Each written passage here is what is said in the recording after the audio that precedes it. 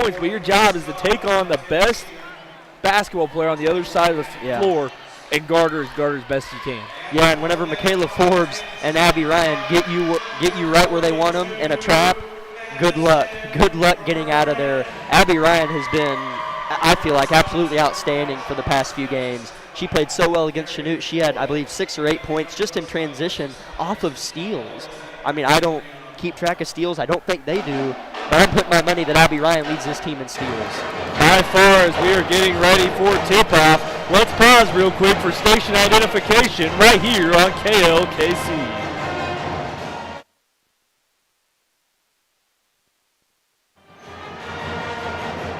Players meet with their coaches one final time as we are getting ready for tip-off. Grizzly Nation band is rocking as we are about ready to go as Carson Stewart, Abby Ryan, Sydney Stice, Anna Dean, and Madison Brand head to the floor. It's going to be Anna Dean to tip, and it will be number 21, Addie Lyons, opposing her on the other side. Your Grizzlies are in their home whites with red numerals with red trim on the shorts. Fort Scott in their road reds with white numerals and black outline. Tip controlled by the Grizzlies as Ryan kicks it up the floor to Stewart. Ball moves inside and out. Fort Scott in a 2-3 zone defense here to start this ball game. Ball high post. Sydney Stice skips it backside to Carson Stewart. She drags the pivot foot and travels on the drive. Turnover, Labette County. Really don't see her do that too much. Sometimes Abby Ryan gets a little hyper with her legs, but Carson not so much. 2-2-1 full court press here from the Lady Grizzlies as the ball goes to the right side now. And now it's taken away on cue. Jack mentions the steals by Ryan. She gets another one, misses the layup. Carson Stewart follows and misses. Rebound on a Dean, up and in. Dean on the board for 2. And a quick timeout by the Fort Scott Tigers. Let's take a 30-second break here on KLKC. It could happen any time or place. You feel a tingle in your face. You move your arm feels weak. The words won't come when you try to speak. Folks may think it's all a joke, but it ain't no joke. It's a stroke. Face, arm, speech, time. That spells fast. Better call 911. At Strokes First Sign. Time means brain, so don't waste time. Time means brain, so don't waste time. Act fast. Face, arm, speech, time. Act fast.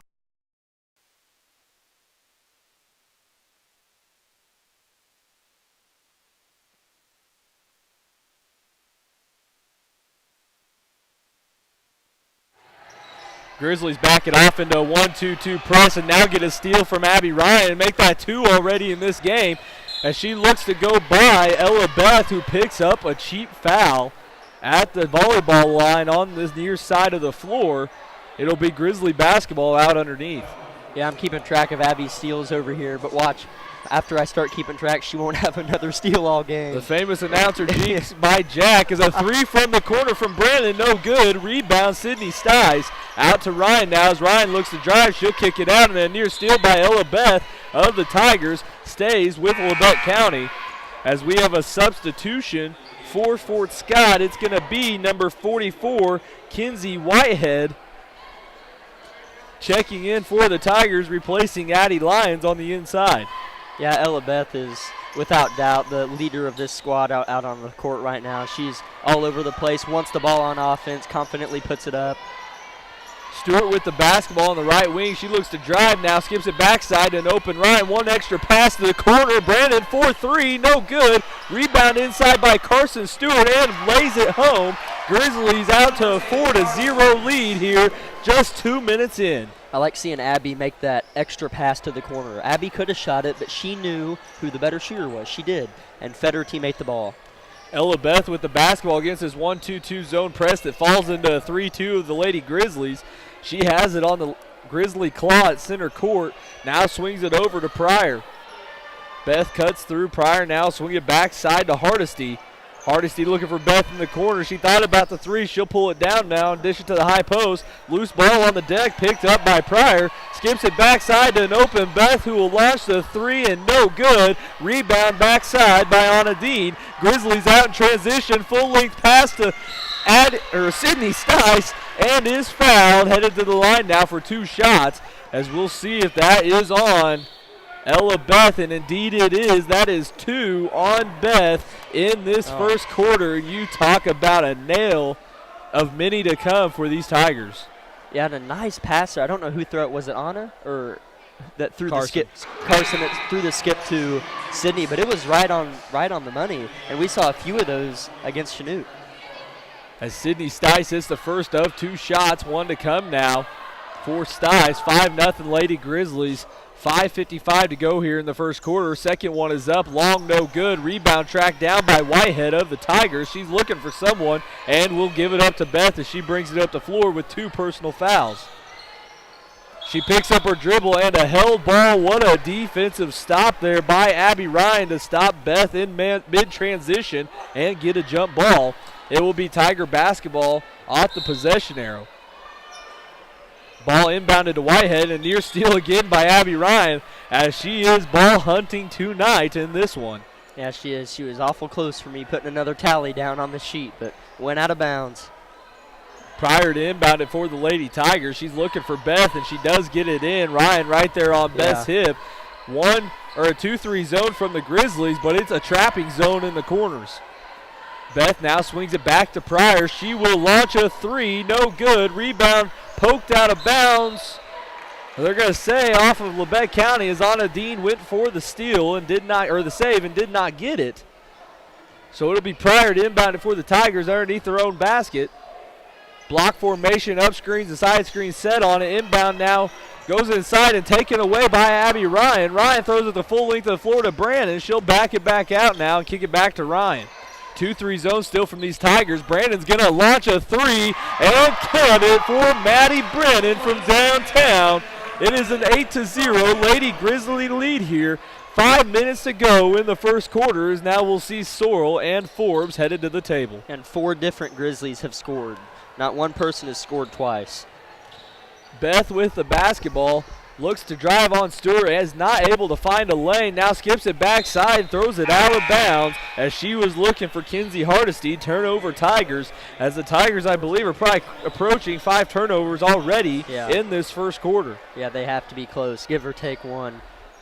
Stice and Stewart check out for a moment as Sorrell and Forbes check in. 2-2-1 full court press from these Tigers. Ball goes to the high post to Dean. Dean now kicks to the corner. Sorrell now back to Brandon. She is open and she cans it again. Maddie Brandon 4-3. Timeout for Scott, and it's 11-0 Lady Grizzlies.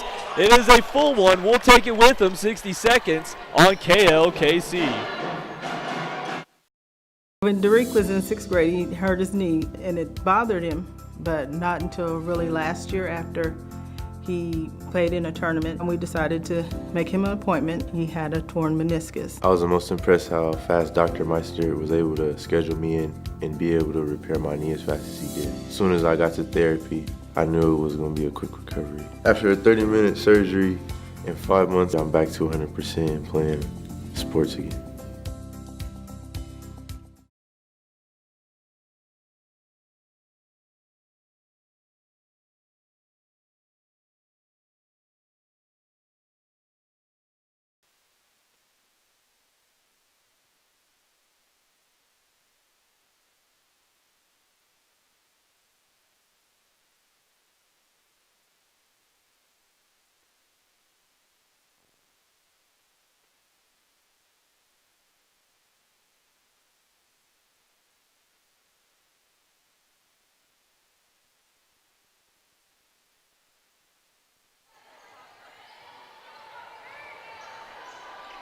Two-2-1 full court press from the Lady Grizzlies. Fort Scott struggles to get across and finally does as Ella Beth has it. Kicks it into the corner to Hardesty. Now stolen away by Dean. Dean going coast to coast into Bell. Spin move, and they are going to say a traveling violation against Dean. Turnover Labette County as it's Fort Scott basketball. Full court man-to-man now from these Grizzlies, something we haven't seen yet. Yeah, they're doing it all. Ball skipped up by Beth looking for Pryor, and it's another turnover against the Lady Tigers as they are still without a point in this game as it is 11-0 Labette County. That pass was intended for Pryor but ended up hitting Price. Hit Coach Price over there standing against the wall.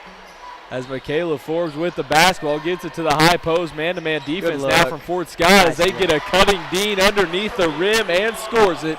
It is 13-0, Labette County. 3:45 still to go in this first quarter. Yeah, Anna already with 4 points. I don't care who you're playing. I'd like to see her have a big game.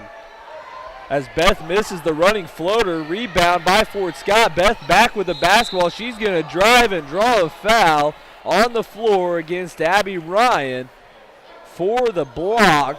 So it will be Fort Scott basketball out underneath. Only the first team foul against the Lady Grizzlies, as Stice is going to replace Dean in the lineup and Stewart for Ryan. 13-0 our score. 3:31 remains in the first quarter. It's all Lady Grizzlies. Yeah, I mean, 0. I mean, we still have 3.5 to go here in the first quarter. I'm curious to see how long they can go with this. I shouldn't have said that. Ball inbound to the Lions. She'll give it out to Beth. Stewart Gardner as Grizzlies are in man-to-man defense here against the Lady Tigers. Beth looks to use the screen from Lions, kicks it to the corner to Stewart, who will launch a three, no good. And they're going to say poked out of bounds by Kinsey Hardesty. Lady Grizzly basketball here after the out of bounds by Fort Scott. It will be Forbes now kicking it to center court. Now over to Brannon as Brannon's in the corner with the basketball. Ball up to Stice, the top key. She drives left and lays it in. Sydney Stice picking up where she left off Friday night against the Chanute Lady Comets. As now it is number 15, Hardesty, looking to drive sideline, picks up a foul against the Lady Grizzlies as she splits the double team. And it will go on number 34, Sydney Stice. That will be her first, second team foul against the Lady Grizzlies. Yeah, I like seeing Sydney attack the rack there. She caught it at her favorite spot to shoot a jumper, but she chose to go to the rim like the defense gave her the option to, and she finished. Michaela Forbes guarding Beth now as the Grizzlies are still in man-to-man. Ball swung over to Stewart as she turns it over, and it's Elsie Sawyer with the basketball kicking over to Carson Stewart now. Stewart will stretch to the corner, and now over to Brandon. Around the perimeter it goes. Stewart cuts baseline. They don't get it to her. Now Sawyer will launch it just a step inside the three-point line and makes it. Nice shot there from Elsie Sawyer. 17-0 Lady Grizzlies as they're putting on a clinic here in quarter number one. Yeah, Elsie and Sydney have the best jumper inside the arc on the team, and they're considered post players. As there is the first points for Fort Scott, it'll go to Maya Stewart with a nice little baseline pull-up. It's 17-2 now, Lady Grizzlies. As the ball swings near side to Brandon, she's going to launch a three of her own from downtown. It's Madison Brandon, as that is 20-2 now. Labette County make it 3 threes on the night for Maddie Brandon, and steps out of bounds are the Lady Tigers, Harmony Shaw. And it will be Labette County basketball once again, just 2 seconds after a three from Brandon on the near wing, as she'll check out along with Forbes and Sorrell, as Ryan, Meyer, and Hayward all check in. I mean, it's just hard for Fort Scott to do anything. I mean, it's just, what do you do? As Stice is going to pull it from the free throw line. No good. Rebound fought for between two Grizzlies. And they're going to say out of bounds off Labette County, specifically off of number 43, Shelby Meyer. Addie Williams to inbound it for the Lady Tigers as she'll swing it over to Beth now. 1-2-2, three-quarter court press from the Grizzlies. Ball taken right across the line by Shaw, and she'll kick it to Beth now into the corner to Stewart. Looking inside now as they're going to get another foul on Sydney Stice, as the entry pass was to Addie Williams. Yeah, not the smartest play there by Sydney. I mean, she got a little eager. I can understand. You're up 18. You've been forcing a lot of turnovers. You're wanting to get another one for your team, but jump the gun a little early there. As Sydney Stice will check out with 2 personal fouls. Anna Dean will check right back in for the Lady Grizzlies. 20-2 our score, 1:15 to go in this first quarter. Beth with the basketball, swings it now up top now to number 20, Williams. Williams misses the jumper. Rebound, Carson Stewart trapped in the corner, and they are going to say, I believe, just out of bounds off of Fort Scott. Fort Scott's changing to a full court 2-2-1 press against these Lady Grizzlies. Yeah, I mean, got to change something. Might as well see if this works here. Stewart over to Ryan. Ryan now up the floor to Dean. Skip pass backside to Meyer. Mishandles, but gets the foul as Williams leaves her feet expecting a shot from Meyer, but Meyer on the bobble at least draws a foul there. Yeah, if she would have caught it, she would have shot it, but she couldn't catch it clean. Stewart to inbound it for the Lady Grizzlies, and she'll just throw it in deep to Dean. Dean's going to take a couple dribbles, gets stripped of the basketball, controlled by Williams of the Tigers, as Beth's going to walk it up the floor as we are at 45 seconds to go in this first quarter. Shot from the corner from Stewart, no good. Nice Rebound, box. Dean. 40 seconds now on the clock as Hayward's bringing it up the floor. She's going to back it out now and kick it over to Carson Stewart as the ball moves around the perimeter. Ryan on the backside wing. Looking inside for Dean, gets it to Madison Hayward in the corner now. Inside to Dean it goes. Dean draws the triple team, kicks it back out. A three from Ryan, and another one for these Lady Grizzlies from downtown. It's 23-2 Lady Grizzlies in this first quarter. 12 seconds to go. Yeah, Abby had 2 threes against Chanute along with 12 points. I mean, she can shoot the ball well, but at times you kind of wonder. 2 seconds on the clock. Beth's going to hoist a three. Leaves it short. So at the end of the first quarter, it's all Lady Grizzlies here, 23-2. Let's take 60 seconds on KLKC. When it comes to choosing the best health care for yourself and your loved ones, there are other hospitals. And then there's our hospital. The difference is that while other hospitals will care for you, We will actually care about you. Other hospitals make decisions based on what's best for their bottom line. While we do what's best for our community. If you're looking for a pretty hospital, they're out there. but if you're looking for the best hospital, it's here. And here. When award-earning care is as close as this, there's no reason to go anywhere else. At Labette Health, we center around you. A career in healthcare can be very rewarding. Labette Community College students are now more prepared than ever before. LCC physical therapist assistant students learn in a quality training facility. After looking into the program, it was very cost-effective, very friendly, it had a wonderful reputation, and to me it just seemed like a great fit already being around this area, so it kind of was an easy decision for me. In as little as 2 years, LCC graduates go on to work in hospitals and clinics, making up to $25 per hour. Call 1-888-LABETTE today.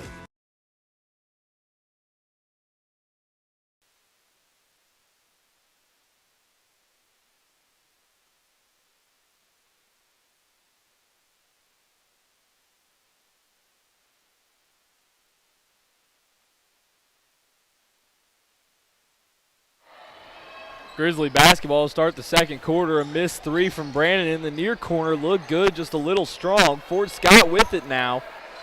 As it is Shaw with it. She tries to get it to Beth, and it's poked out of bounds by the active hands of Abby Ryan once again. Yeah, I'm thinking about keeping a deflection tally now. That's two deflections out of bounds and 3 steals. As it's Forbes, Ryan, Brannon, Dean, and Sorrell on the floor for the Lady Grizzlies. As it's Shaw with the basketball, she'll kick it up to Stewart now into the corner to Lyons. Now back to Shaw, or back up to, Shaw, as ball goes over to Stewart. Ball moving around the perimeter. No action going inside for these Tigers as Williams gets caught with the basketball as Dean's all over her. Ball tipped, and now a foul called against Donna Dean. A little over-aggressive there trying to go for that steal. Yeah, poked it loose and thought, okay, I got a chance now. I got her rattled, and then kind of like Sydney did, got anxious and got too close. It's going to be Stewart to inbound it for the Lady Tigers as she's going to try and get it into Beth. Another near steal by Abby Ryan. She'll kick it to Shaw, who will quickly launch the shot. No good. Rebound taken away by Stewart as she puts it up and in. 23-4 our score here as Ryan has the basketball, kicking up the floor to Dean. Now back to Ryan. As Ryan tries to go inside to Sorrell. Great hustle by Sorrell. That's going to be off of Shaw as she was trying to get it to Dean. As now it stays with the Lady Grizzlies as Forbes is going to check out and Madison Hayward will check in. Yeah, and Shaw here on Fort Scott's end was, I say, the only one brave enough to put a shot up, and that's what led to Stewart getting the easy rebound and lay-in. As Dean got the inbound and Beth read it perfectly and stripped it out of the hands of Dean. Went coast to coast and lays it in. 23-6 now. The score is the Lady Grizzlies cannot get in coast mode just yet. Ball goes inside to Dean. What an entry pass from Elsie Sorrell at the three-point line. 25-6, Grizzlies respond right back, and a double dribble against Ella Beth of the Fort Scott Tigers. Grizzly basketball once again looking to stretch the lead to 20. Yeah, that Fort Scott 4-0 run ended pretty quick there. Grizzlies got a bucket and then forced another turnover. Well, it didn't really force it, but we'll count it. Okay. The listeners can't watch the game, so. As Brandon launches a three from the corner, no good. Rebound tracked down by Hayward, saves it to Dean. Now back up top to Ryan. Great hustle by Hayward. It's one of those plays that doesn't get seen in the stat book, but can make a difference on the energy. Missed two-footer from Dean. Another save by the Grizzlies, and they're going to say Madison Brandon stepped out of bounds going for it. Still 25-6. Lady Grizzlies, 6 minutes to go here in this first half. Ball goes up the floor now to Williams. Williams brings it up. Now Skip looking cross court. Nothing there. 2-2-1 press being effective. And a timeout for Fort Scott. They've used 3 in this first half. Wow. Let's take a 30-second break here on KLKC. High school sports fans, follow your team live with the free ScoreStream mobile app. Just download ScoreStream to get real-time scores, photos, and awesome video from your game and your rivals. Plus, follow your favorite teams and friends. Get real-time high school sports from ScoreStream.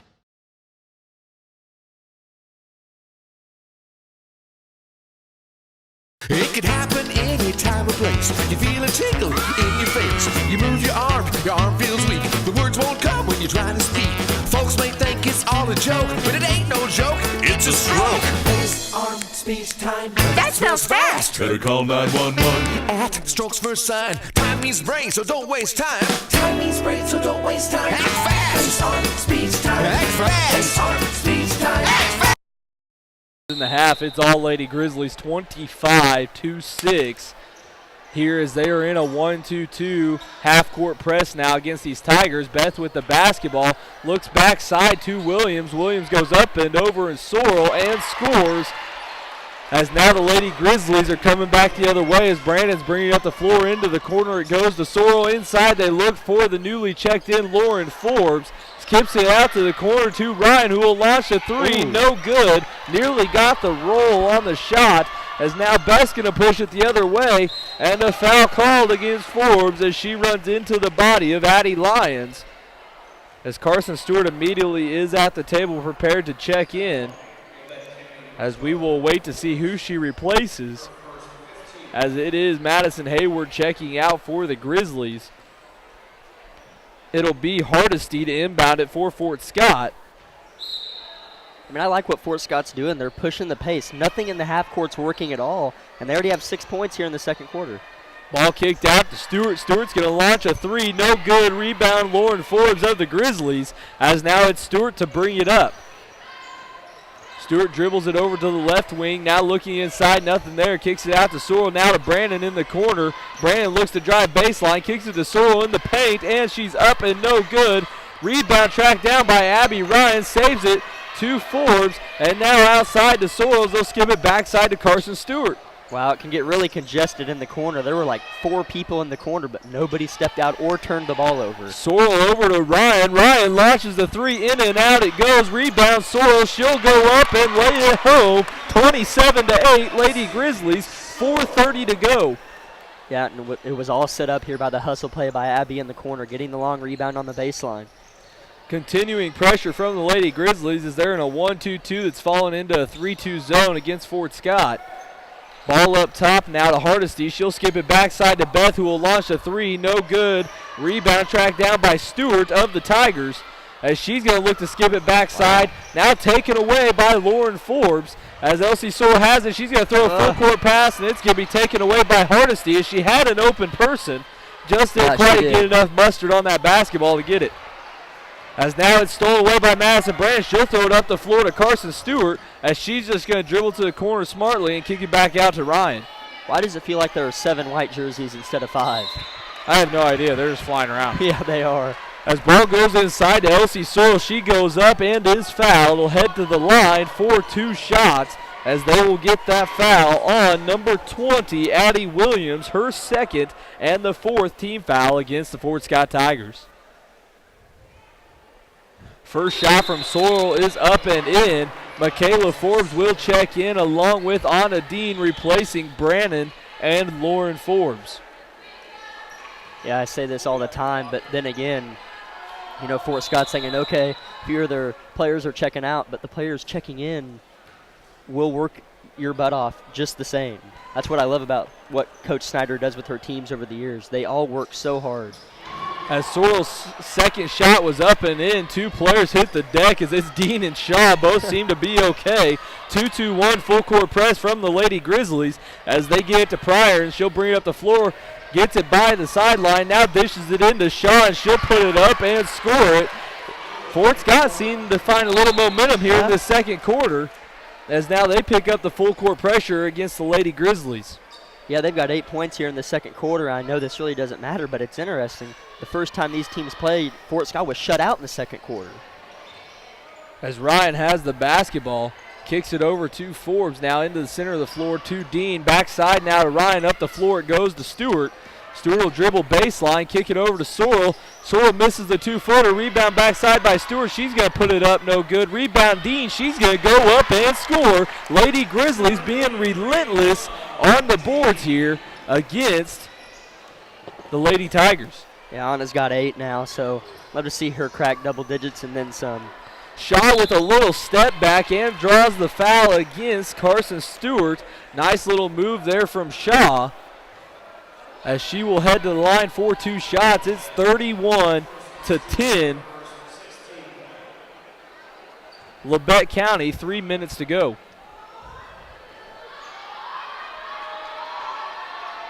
First shot from Shaw is up and in. Shelby Meyer will check in, replacing Elsie Sorrell, and Brannon replacing Stewart. 32-10 our score. Lady Grizzlies in control in this one. Struggling here to shut down the Tigers once again. I hate to say struggling, but allowing they are quite a few points here in the second quarter. Shaw's second shot is up and in as Beth is going to check in, replacing Stewart for the Tigers. Forbes will inbound it now to Brannon as a 2-2-1 full court press continues to be in effect for these Tigers. Trailing by 20, 32-12. Brannon dribbles the length of the floor and kicks it out to Ryan. Ryan now back to Brannon in the corner, inside to Meyer. Meyer up and over, and a foul called on Whitehead. As Whitehead got both hands on the back of Meyer, it'll be Labette County basketball out underneath, as that's the first on Whitehead and the 5th team foul against the Lady Tigers. Yeah, and you say we're giving up some points, which we are, but it's a good thing whenever you're frustrated that your opponent has 12 points and it's almost half. As Ryan launches a 3 from the corner, no iron drawn at all, tracked down by Brannon. Forbes now inside to Meyer. Meyer misses the 3-footer. Rebound, Fort Scott as Beth is out in transition for the Tigers. She's going to back it out as it was 3 whites versus 1. Now she'll find an open person on the backside. It's missed. Yeah. And a foul called against Labette County as Anna Dean went up and over the back of Shaw as she will head to the line for the 1-and-1, as that is the second personal foul on Dean. 17 fouls against the Lady Grizzlies as Sorrell heads to check back in. Yeah, that was the right call there on Anna going over the back. I mean, she's taller and has longer arms, so she can do it, and sometimes post players forget that if they bump them, refs will call it. As it is going to be Shaw missing the first free throw, or getting ready to take the first free throw as Hayward checks in for the Lady Grizzlies. First one is up and no good. Rebound Shelby Meyer as she's going to kick it over to Hayward as Hayward brings it up the floor. 2 minutes and 20 seconds to go in the first half of this one. 32-12 Labette County. I feel like this has kind of taken a while for a 32-12 score, which I guess sometimes that comes along with a said blowout. Ball skip backside. Hayward launches the 3. No good. Rebound Shaw of the Tigers. As Shaw's going to dribble it up the floor now, and she's looking for someone and gives it up to Beth. Beth now swings it over to Hardesty. Hardesty back to Beth. Labette County in a 1-3-1 defense here against, or a man-to-man defense against these Tigers. As the ball kicks over to Shaw, guarded by Meyer. Picks up her dribble after dribbling it once and kicks it back to Pryor. Fort Scott looks a little fooled by this man-to-man right now as Ryan's not leaving the hip of Ella Beth. Yeah, I've been watching Abby this possession in specific. She doesn't look tired. and she's played minutes and played hard minutes, and she doesn't look gassed. Shaw with the basketball, dribbles it over, or not Shaw, Beth with the basketball, kicks it to Shaw on the baseline, misses the shot, rebound Hayward. Lady Grizzlies coming back the other way as it's Brandon with it. 1:15 on the clock. Lady Grizzlies not slowing down one bit as Ryan launches a three, no good. Rebound by Sorrell, kicks it over now to Hayward, now back to Brandon. Brandon dribbles to the corner up top to Meyer. Meyer now looking for someone. Gets it over to Hayward as we're under 1 minute. Brandon's going to launch a three from the corner, long and strong. Rebound backside by Ryan. And they're going to say a held ball at the top. And it goes to the Fort Scott Tigers off the possession arrow. So Fort Scott basketball, 32-12 our score as Lauren Forbes checks in to replace Shelby Meyer. Yeah, and Elsie did a good job there. She did one of those small things. She could have done the easy thing. She was tied up there for a little bit, but she ripped it away and refused to take that jump ball early in that possession. Pryor looking for a pass backside. It's finally crowded by Hardesty. She's going to dish it to Whitehead. She'll put it up and score it. 32-14 our score. 38 seconds to go here in the first half. Brandon will kick it to Ryan in the corner. Now back to Brandon. Around the perimeter goes to Hayward. Hayward looking for someone. Forbes is wide open at the high post. They don't get it to her as now Hayward has it against this 2-3 zone of the Tigers. Now over to Ryan. Ryan into the corner to Brandon. Brandon tries to drive baseline, gives it inside to Forbes. And Fort Scott diving, trying to get a held ball possession. And there is a grab on the arm by Kyra Pryor. Make that team foul number 6. So Lady Grizzlies still not in the bonus yet as there's 16 seconds on the clock. And Hayward inbounded into Brandon. Brandon will swing it up now to Sorrell. Brandon cuts backside. She's in the other corner now. Pump fakes, get Beth in the air. Now inside to Hayward it goes. Hayward goes up and is blocked at the top by Pryor. 4.6 seconds now on the clock. 32-14 our score. Yeah, Grizzlies are going to get outscored in the second quarter. They're being outscored 12-7 right now. Make that 12-9 after Elsie Sorrell makes it out the inbounds, but outscored in the second quarter. As Elsie Sorrell caps off a good half for the Grizzlies. It's 34-14 Lady Grizzlies. Let's take a 2-minute timeout right here on KLKC.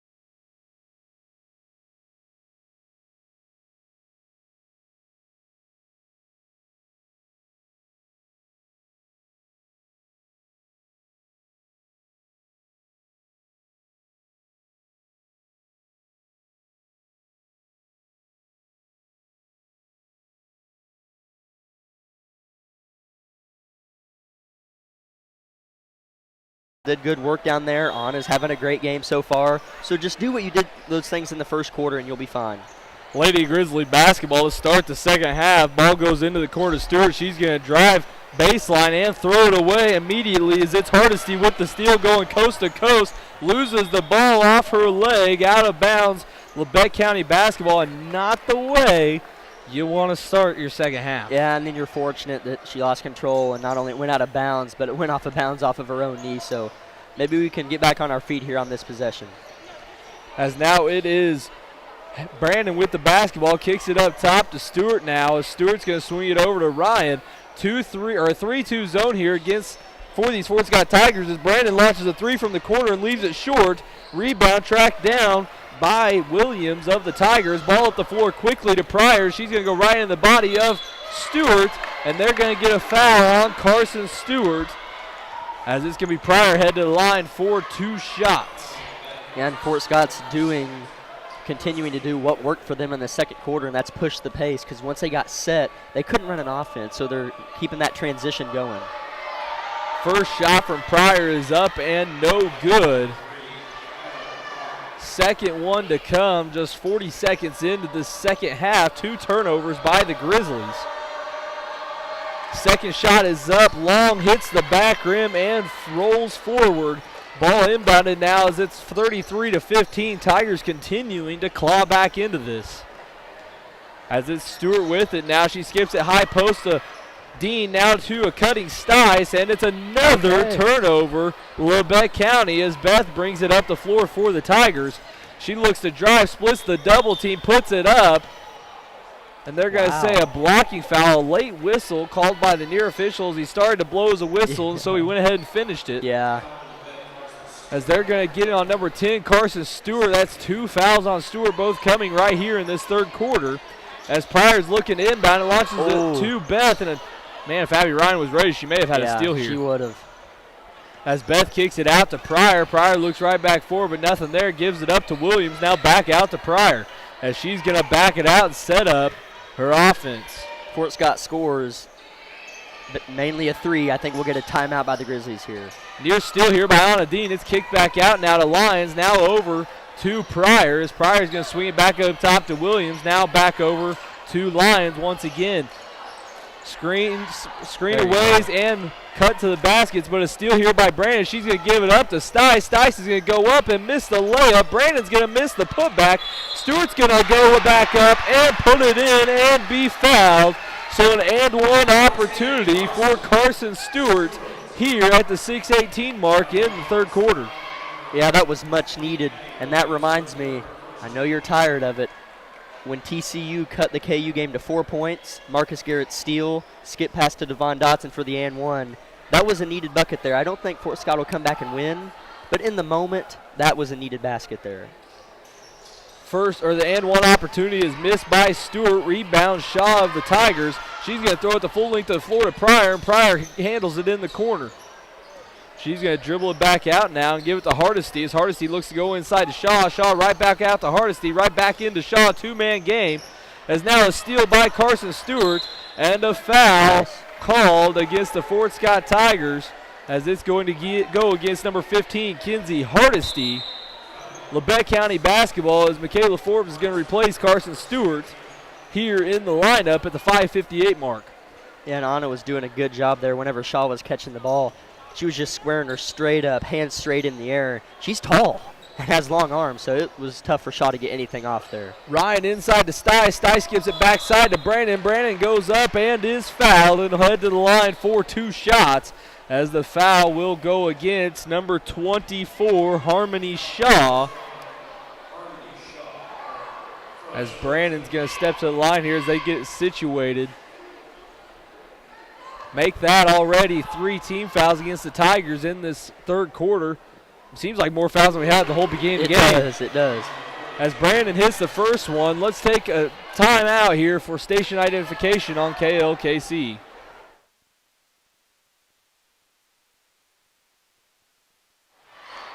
Brandon hits the second of 2 shots. It's 37-15 Labette County, as now it is Beth with the basketball. Labette County in a 1-2-2 full court press as they now are into a 3-2 zone against these Tigers. Beth with it at the top of the key, tries to skip it over to Hardesty, stolen away by Forbes.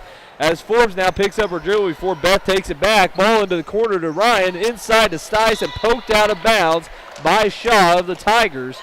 And it will be Lady Grizzly basketball out of bounds. Yeah, it didn't look like Michaela wanted to switch and dribble with her offhand, which made it kind of hard for her to decide what to do because she almost got it stolen away from her but didn't want to dribble with her other hand. Ball inbounded to Forbes now. Inside to Stice, skips it backside to Brandon through her hands. Turnover, Labette County once again. Shaw with the basketball going coast to coast and lays it in. 37-17, 20-point Labette County lead as 20 feels like 10 right now. Yeah, it really does, and Shaw's playing a good game. Leading scorer with 6 points. She shot the ball most confidently. Ball outside to Dean, skips in the corner to Brandon. Brandon drives baseline, puts up the floater, and scores it. 39-17. Labette County may have one of their top scoring nights here tonight against these Tigers, but still not playing that great defensively. Exactly. Near steal there by the Grizzlies as it's poked out of bounds by Sydney Stice. And it is terrible, Jack. I keep sitting here thinking we're saying it's a terrible defensive game. They've only gave up 17 points. Yeah, like I said earlier, that's a good thing whenever you're upset, but the numbers on paper are still really good. As it is now, number 15, Hardesty bringing it up for the Tigers. She's content standing at center circle dribble in the basketball as it's a 1-2-2 zone here from these Grizzlies. As now they get a poke out of bounds. Michaela Forbes pokes it out. Stays with the Tigers as Elsie Soil checks in to replace Sydney Stice in the lineup. As Stewart's going to inbound it for the Tigers. She'll inbound it now to Hardesty. Hardesty tries to go right back to Stewart. Turnover, Fort Scott. Labette County basketball. Yeah, I mean, fortunate there that Fort Scott got a little lazy and just threw one out of bounds. Got to go capitalize off of it and flip this game around. I still don't think we've completely got the momentum back. Brandon with it in the corner, dribbles it off her leg and out of bounds. Another unforced turnover by the Lady Grizzlies. As it is going to be Fort Scott basketball. Labette County in a 1-2-2 full court press against these Tigers. Ball to Beth at center court. Now they swing it around to number 1. There is no number 1 on this lineup, Jack, so I don't know who it is. That is correct. As Beth with the basketball now, guarded closely by Ryan, comes over now to number 1 who yet has a number. But funny. No name, as she tries to throw it inside, and it's off of Farley's leg of the Tigers. Turnover, Fort Scott, Labette County basketball. Yeah, I see a Fort Scott manager sitting here. I'm going to go see who number 1's name is, so we're not just calling her a number. As Brandon with the basketball, she's going to kick it over now to Forbes at the top of the key. As Brandon launches a 3 from the corner, no good. Rebound tracked down by Fort Scott. As it's going up the floor to Shaw. Shaw's going into the chest of Sorrell and scoring. 39-19. Fort Scott still trailing, but Labette County still not being great on the defensive end and allowing a lot of transition. Coach Snyder is not happy about it. She's going to take a 30-second timeout, and we'll join her here on KLKC. It could happen any time or place. You feel a tickle in your face. You move your arm feels weak. The words won't come when you're trying to speak. Folks may think it's all a joke, but it ain't no joke. It's a stroke. Face, arm, speech, time. That spells fast. Better call 911. At Strokes First Sign. Time means brain, so don't waste time. Time means brain, so don't waste time. Act fast. Face, arm, speech, time. Act fast. Face, arm, speech, time. Act fast. In an emergency, take me to Labette Health.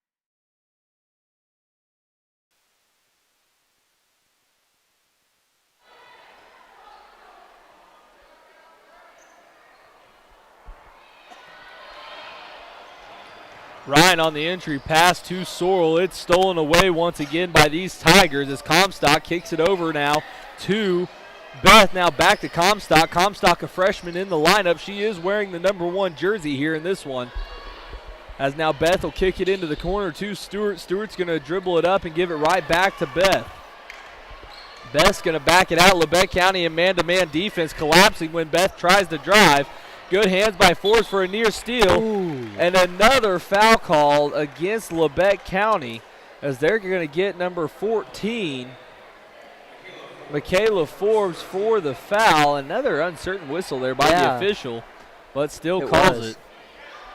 Yeah, I don't think we saw Jessie Comstock at Fort Scott whenever these guys played, and she's just a freshman on the freshman roster, so she must be playing good minutes for the freshman team to be able to play here tonight. As Jasmine Perez checks in for the Lady Grizzlies along with Sydney Stice, out of bounds off of Fort Scott as it goes off the hands of Taryn Farley of the Tigers, as Perez will inbound it to Brandon, and Brandon will bring it up the floor for the Grizzlies. I like Coach Snyder's decision putting Jasmine in. She's quick, maybe can make something happen in transition. Brandon now with the basketball, kicks it high post to Stice. She'll pull up from that sweet spot and miss. Rebound Brandon underneath and scores it. 41-19 Labette County in this one. As the route continues to go, it hasn't been a pretty one, but it's happening. Yeah, it is happening. I would love to be able to find out how many second chance opportunities the Grizzlies have had this season. As it is a timeout for Scott as they were trapped in the corner against this press. It's going to be a 60-second one here on KLKC. When Derek was in 6th grade, he hurt his knee, and it bothered him, but not until really last year after he played in a tournament, and we decided to make him an appointment. He had a torn meniscus. I was the most impressed how fast Dr. Meister was able to schedule me in and be able to repair my knee as fast as he did. As soon as I got to therapy, I knew it was going to be a quick recovery. After a 30-minute surgery, in 5 months, I'm back to 100% playing sports again. Couldn't work as long as I wanted to, you know. I'm getting older and my knee would start hurting and I'd have to quit. It wouldn't hurt much if he didn't do anything, but I don't want to not do anything. So I went to see Dr. Mosier and determined we needed to do a knee replacement. That worked like a well-oiled machine. All you have to do is be there and do what they say and everything goes great. Simple as falling off a rock. It was just 10 weeks ago that I had him in surgery, and this morning I rode 3 miles.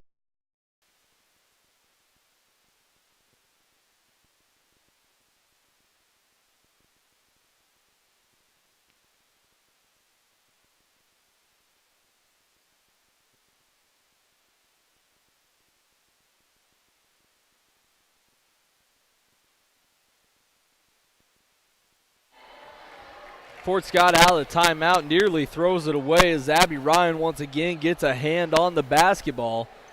As it goes all the way to the other end, Fort Scott keeps possession of it as Labette County remains in man-to-man defense against these Tigers. Shaw with the basketball at the top of the key. She's looking for someone. Ooh. She's going to drive against Sorrell. Looked to be a little out of control, but they're going to say a foul called against Labette County, and they're going to get number 20, Jasmine Perez, with the foul. That is her first and the 4th team foul against Labette County.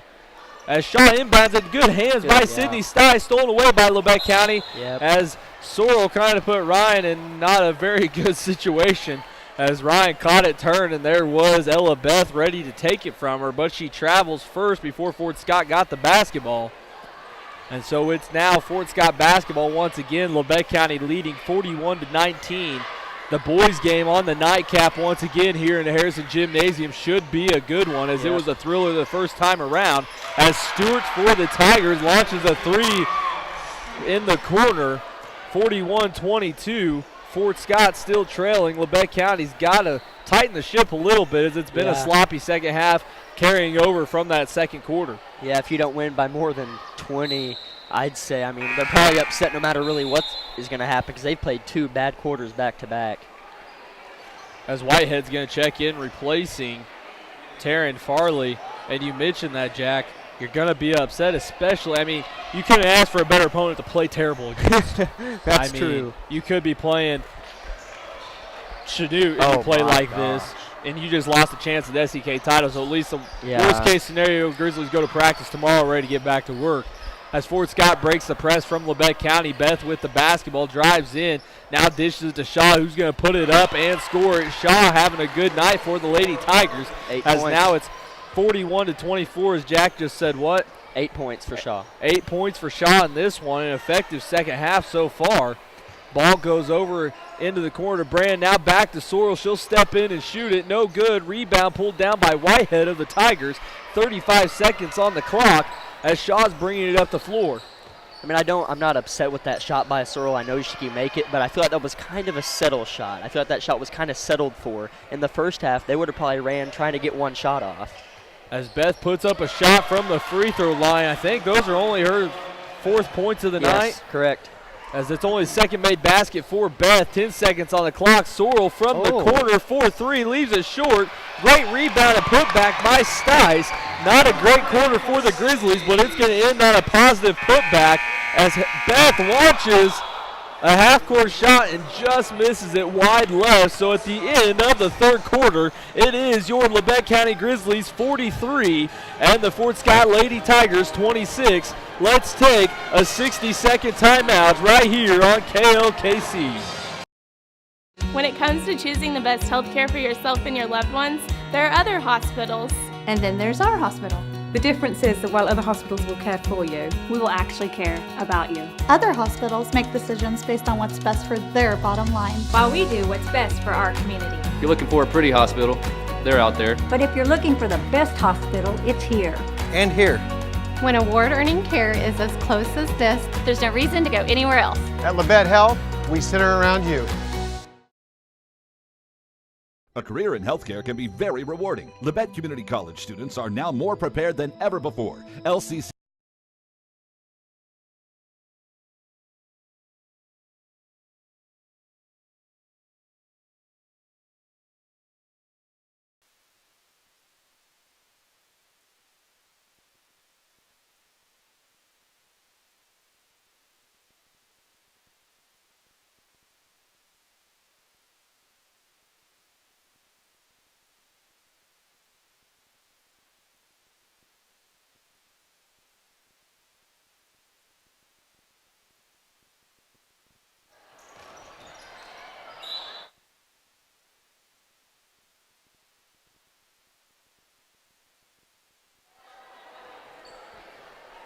Fort Scott with the basketball, nearly turning it over as Pryor inbounds it now to Beth. Ball right back to the corner to Pryor. Pryor looks in, has it nearly tipped away by Dean, recovers, and now does have it tipped away by Dean, and it's Michaela Forbes coming away with it. Gives it into Cutting Stice as she runs the floor, puts it up with the left hand, and they're going to say a traveling violation against Sydney Stice. Turnover Labette County here just a few seconds in to this fourth quarter. Yeah, it would be really nice because as of now, people are going to look at the score when the game's over and be like, well, it's closer than I thought, which isn't what you want. A fourth quarter here would be nice.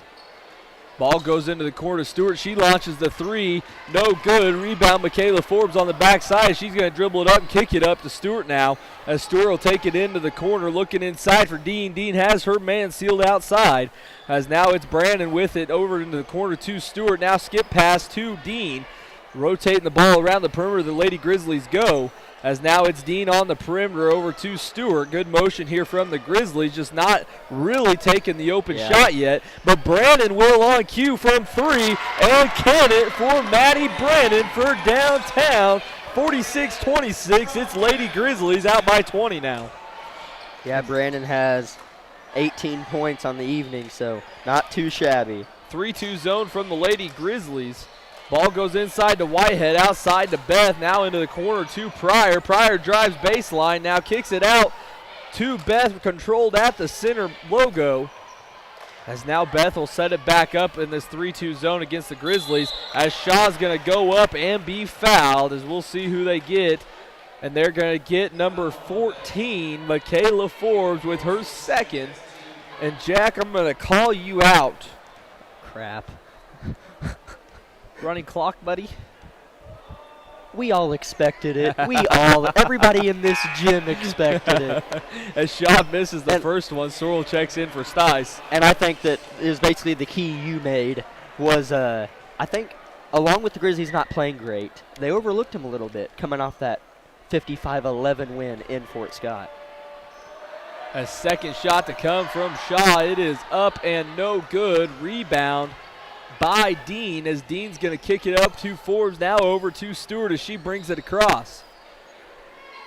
Ball into the corner to Brandon. Brandon rotates it to Stewart. She's going to launch the open three and knock it down. Carson Stewart from three. Here's the Grizzlies continue to extend the lead. A little bit more momentum here for the Grizzlies in this fourth quarter. Yeah, if they could stretch this out, like I said, that'd be nice. Carson with 7 points. Not bad for how she's been scoring the ball. Pryor launches a three for the Tigers. No good. Good rebound there by Anna Dean as she kicks it out to Forbes now, as Forbes brings it up and kicks it over to Stewart. Now to Brandon, who was not ready for the basketball, taken away by Beth as Beth goes coast to coast and leaves it short. Rebound by Michaela Forbes once again, as Forbes is going to throw a full court pass to Dean, and that ball was right on the money as Dean draws the foul on number 44, Kinsey Whitehead. As Whitehead was not ready for that pass as it soared right over the top of her hairs. As now it's going to be Lauren Forbes checking in for Anna Dean and Madison Hayward for Carson Stewart. As it's 49-26 Labette County. Brandon set to inbound it for the Lady Grizzlies. Into Sorrell it goes, rotated up top to Hayward. Now to Brandon in the corner. She's pulling it again. Leaves it a touch long. Rebound Tigers. Beth in transition. She's going to back it out, launch a three of her own. In and out it goes. Rebound Hayward, as Hayward now kicks it up to Forbes. Yeah, Beth didn't hit a three, I don't believe. No, she didn't that first game. Hasn't hit one tonight. Kind of surprising. As Lauren Forbes with it on the inside, kicks it out to sister Michaela, and she will launch the three from straight on. It's a three-point parade here in this fourth quarter. Back-to-back-to-back triples as the Lady Grizzlies extend this lead to 52-26. Forbes with it now off the rebound, and now it's over to Madison Hayward. Whose turn is it now as Hayward gives it back to Forbes. Inside to Lauren it goes. Lauren takes one dribble and is blocked at the top. Held ball possession arrow favoring Labette County. And we are 2 baskets from a running clock. Thank you. Thank you. I had to call you out so we got it. That's exactly right. That's exactly right. As Hardesty's going to check in, replacing Beth. As Brandon inbounds it now to Forbes. She's going to pull it from the free throw line. No good. Rebound Tigers as it's Pryor bringing it up the floor. Pryor now kicking into the corner to Stewart. Inside it goes, and a foul called for the body behind as it's going to go on number 12, Lauren Forbes. The official almost made me think number 13 with the way that finger was up. Yeah, and that's the position that Lauren isn't really used to being in and really shouldn't be in.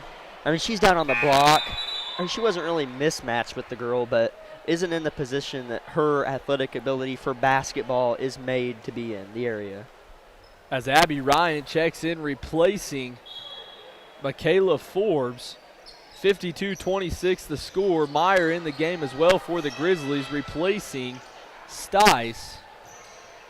Ball goes over to Pryor. Pryor will dribble it up. Man-to-man defense here from these Grizzlies. As now it is Hardesty kicking it over to Stewart. Skip pass down low to Lyons. Post move up and no good. Rebound Ryan out to Hayward it goes. Lady Grizzlies in transition now as Brandon has it into the corner. She thought about giving it to Sorrell, but decides to give it back to Hayward. And now back to Brandon inside to Meyer. Meyer goes up and misses. Rebound Sorrell up and in. 54-26. Labette County asserting some dominance in this fourth quarter frame. Yeah, and that basket came off of a miss and an offensive rebound. That happens all the time with this Grizzly team. As Pryor has it, kicks it to Stewart in the corner. She's going to launch the three and bury it. 2 threes on the night for number 10, Maya Stewart. They counted that one as a 2. She must have been on the line, but it did look close from here.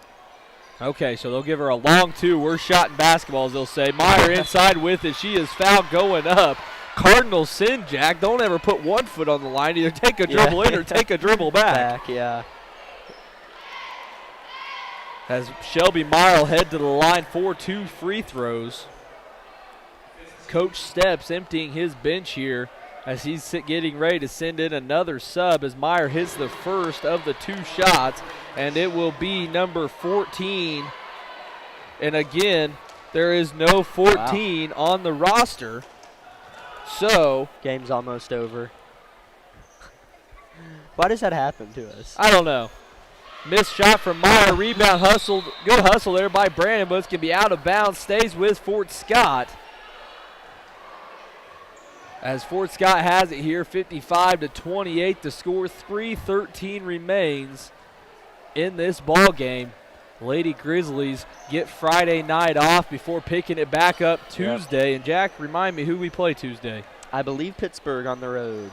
So we'll be on the road to Pittsburgh, Kansas, as now it is Kyra Pryor launching a three of her own. Jack, we're not getting our running clock, buddy. Yeah, we're not. We were really close, so 2 points away at one point. As ball now goes to Brandon in the corner. Brandon swings it back up top to Sorrell. Sorrell's going to dribble it up to the top of the key for nearly having it stripped. Gives it back to Brandon.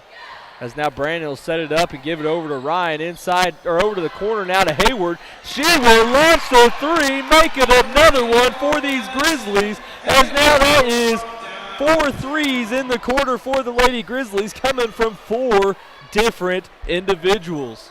All right, get a stop. Get me my running clock. It's become like a competition now. We have to get this running clock. Ball goes inside now to number 14, no name for her. As ball goes back out to Stewart, skips it over to Pryor. She's going to launch a three. No good. Rebound, Brandon out to Hayward. It goes. Lady Grizzlies in transition here. 58-31, looking to crack 60 on the board. Oh. Shelby Meyer going physical to the basket and draws the foul, headed to the line for 2 shots. Yeah, Shelby Meyer's really powerful down there. Like out of Sorrell, Stice, and Dean, she's the most powerful. So like that power step and dribble that she has and leans into you, like with her butt, she really puts you where she wants you. First shot from Meyer is up and in. 3 new subs come in for the Tigers, as Comstock will check back in, Fowler will check in, and I don't know who the number was for Fort Scott. They had 3 new players come in. Number 22, I believe. Okay. I don't know who 22 is either. As a shot from Meyer, 32, correction, there is a 32. Okay, yeah. Alexa Bukowski of the Tigers checks in as Meyer hits the second one. It's 60-31 here at Harrison Gymnasium. All Lady Grizzlies as Kinsey Garton and Paige Schomburg check in along with Claire Carnahan for the Lady Grizzlies. So more of a JV game now in effect in this one. As ball kicks out, now back to the perimeter. Comstock launches a three, leaves it short. Rebound saved off of Fort Scott. They're going to say it's going to go to Labette County. 1 point away, Jack, from your running clock. We'll see what the Lady Grizzlies have in store as Jasmine Perez has it. She dribbles in now, going to kick it back out to Hayward. Inside to Carnahan, skips it backside to Garton. Garton drives baseline, skips it back corner to Perez, outside to Hayward. Ball moving really well. As now Garton's open for 3. She's going to launch it. No good.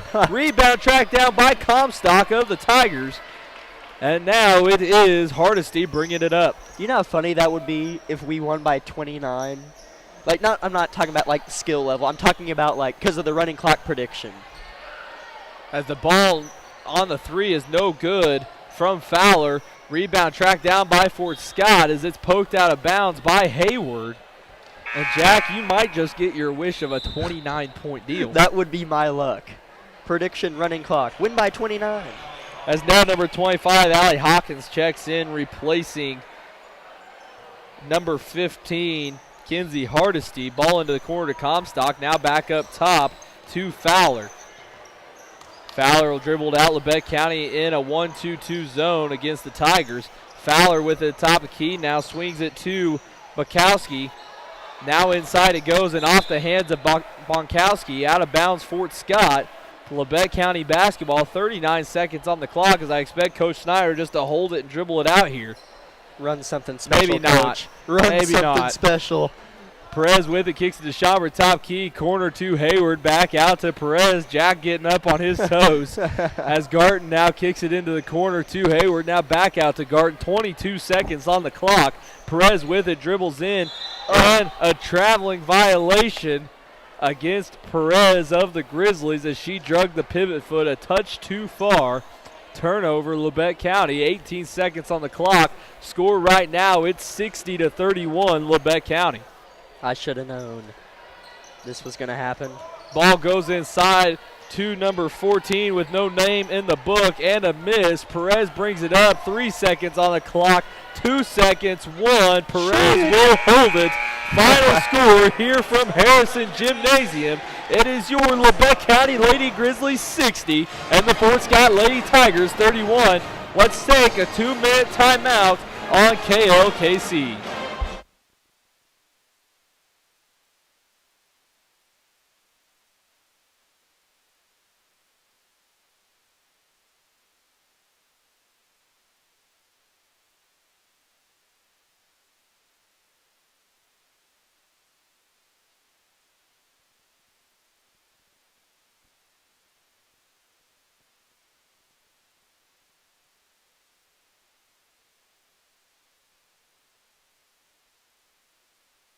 Yes.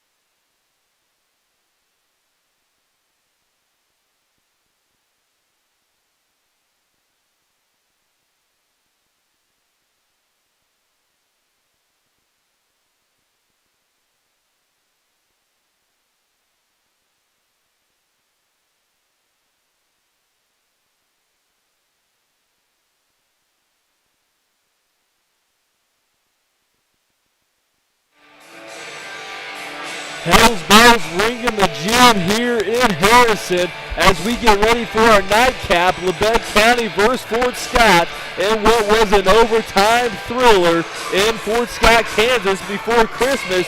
Both these teams have improved and going to be a good one on hand here tonight as the Labette County Lady Grizzlies started off the night on a positive note with a 60-31 victory over the Lady Tigers. I'm going to turn it over to Jack Leake for our post-game stats. All right, for the Grizzlies, leading scorer Madison Brandon with 18 points and 4 3-pointers. Elsie Sorrell with 10 points. Anna Dean with 8 points. Carson Stewart with 7. Sydney Stice with 5. Shelby Meyer, Madison Hayward, Abby Ryan, and Michaela Forbes all with 3 points. So a lot of heavy scoring there for the Grizzlies again. And the leading scorer for Fort Scott was Shaw. She ended up with 10 points. She did hit double digits. Stewart did end up with 9 points. So those are the 2 top scorers there for Fort Scott. But first and fourth quarter were good. Second and third quarter, definitely, I wouldn't even say good. I'm not going to say not as good. I'm going to say not good at all. Yeah, it was ugly second and third quarter. Fourth quarter was better way to end the game, but third and fourth quarter were definitely, I wouldn't say traumatic, but definitely some warning signs for Coach Snyder to address here as she gets a full week off in preparation for Pittsburgh next week. So final score here from the girls' game, it is Labette County 60 and the Lady Tigers 31. We're 12 minutes away from the start, as Jack doesn't know his math, I don't think. Just continue, go to the break. As we're 12 minutes away, we're going to take a 4-minute timeout here on KLKC as we prepare ourselves for this boys' game and await head coach Christy Snyder for her post-game interview.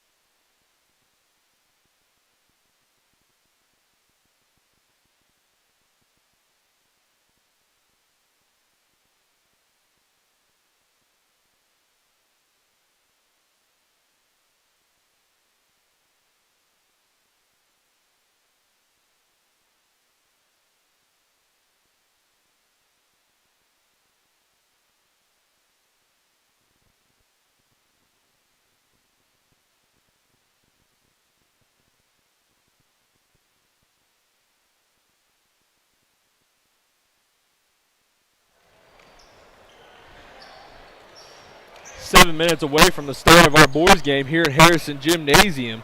Still awaiting starting lineups from the Fort Scott Tigers. Labette County has got theirs set. It'll be the normal. We'll get to those here in a second. But while we got a moment here, let's go ahead and thank our sponsors once again for tonight. But first off, we're going to highlight 2 shows that you can hear right here on 106.7 FM. The first one's every Monday at 7:30 a.m. You can catch Parsons Sun sports reporter Sean Fry's weekly radio show, The War Room, on KLKC 106.7. Each Monday morning, he will recap the weekend in sports locally and hit big national news, and will feature an interview each week. So remember, every Monday morning at 7:30 a.m., right here on KLKC 106.7 FM. And for many years, Dr. Terry Rothstein has hosted Doctor on Call at 7:30 on Thursday mornings. You can catch this show live as he welcomes callers with medical questions, and that is every Thursday right here on KLKC, brought to you by Labette Health. We want to thank our sponsors for tonight: Labette Community College, Forbes Hoffman Funeral Homes, Clemens Insurance, Eye Care Associates of Parsons, Labette Health, Labette Banks, Woodworth Community Services, Herman Lumber, Carson Wall Funeral Homes, Bartlett Co-op, The Commercial Bank, Tom Davis Auto, Olson's Ace Hardware, Tank Connections, Wood Doolahary, Bleacher Gear, and USD 506. Labette County and Fort Scott getting ready to square off in this nightcap as Labette County's 4-11 overall and 1-6 in SEK League play. Fort Scott in the same boat. 2 SEK wins for Fort Scott, 1 against the Chanute Blue Comets, and these Labette County Grizzlies, a low-scoring affair in the last one, as Labette County fell to Fort Scott in overtime in Fort Scott earlier this season. Jack, I'm going to bring you in here. What's some thoughts you got on your mind? Well, I mean, I think coming off of that big win against Chanute, I mentioned after the Chanute game was over that I hadn't felt that vibe in this gym that I have for a long time, 2 years. And I mean, it felt great. And they played like the Hells Bells before our boys ran out, and I got chills. It feels different. And it couldn't be better that we're playing Fort Scott coming off that big win. And nothing going against Fort Scott, but we did get close to beating them. We lost by 2 in overtime without Ethan Jamison, whom at the time wasn't playing his best basketball. But I feel like Ethan's really picked it up here over the past month. So I look for him to be a factor. And Chase Carnahan had to step up in Ethan's absence and played well for us. So we have pieces. We're better, but they've gotten better too. You can't overlook that. Yeah, as Jack kind of stole where I was going with that is the fact we were missing Ethan Jamison last time these two teams met up. It's going to be interesting to see because Fort Scott coming off a big win for them and taking down the Fort Scott Tigers, or taking down the Paola Panthers or whatever they're called up there. Yeah. But one guy I'm going to highlight for Fort Scott, you're going to have to know where he's at. Actually, 2 of them. I'm going to highlight the 5'10 junior, number 13, Gavin Pitlawani. As Pitlawani is a quick guard with some length to him as he comes in at 5'10. But then number 21, C.J. Horton, a 6'6 senior who had 820 points in that victory over Paola. And so 2 guys, the Grizzlies, are going to have to know where they're at. Size doesn't matter in basketball all the time when you know how to play it. Grizzlies are going to have to go against some size here for these Tigers as they're going to deploy a 6'6 starter, our tallest starter being 6'3. Yeah, and I'm looking at the scores that the players scored last time we played these guys. For us, Nathan scored 16, so we'll see how that matchup works out for his favor tonight. And Eli scored 10, and after that, it's half that. Luke with 5, Chase with 4, Trent with 2. I think we're going to need another scorer. Like Nathan had 16, Eli had 10. We're going to need I'm just going to throw numbers up, an 18, 14, and 12. Somebody's going to have to come up. And Austin Jones didn't score, didn't even shoot a free throw in that game, and he's improved a lot as a player since then. This was a while back, and I think he'll be a factor tonight. And for Fort Scott, Horton didn't hit double digits. He scored 9. That could be a completely different story tonight. He's a great player. Their guard, Trey Brown scored 10, their top scorer. They had not high scoring, but scoring down the book, which we didn't really have, but we're going to need to beat them tonight. As we're 2 minutes and 12 seconds away, let's take a 2-minute time, or a 60-second. We'll take a 1-minute timeout right here on KOKC as we get the starting lineups from the Fort Scott Tigers.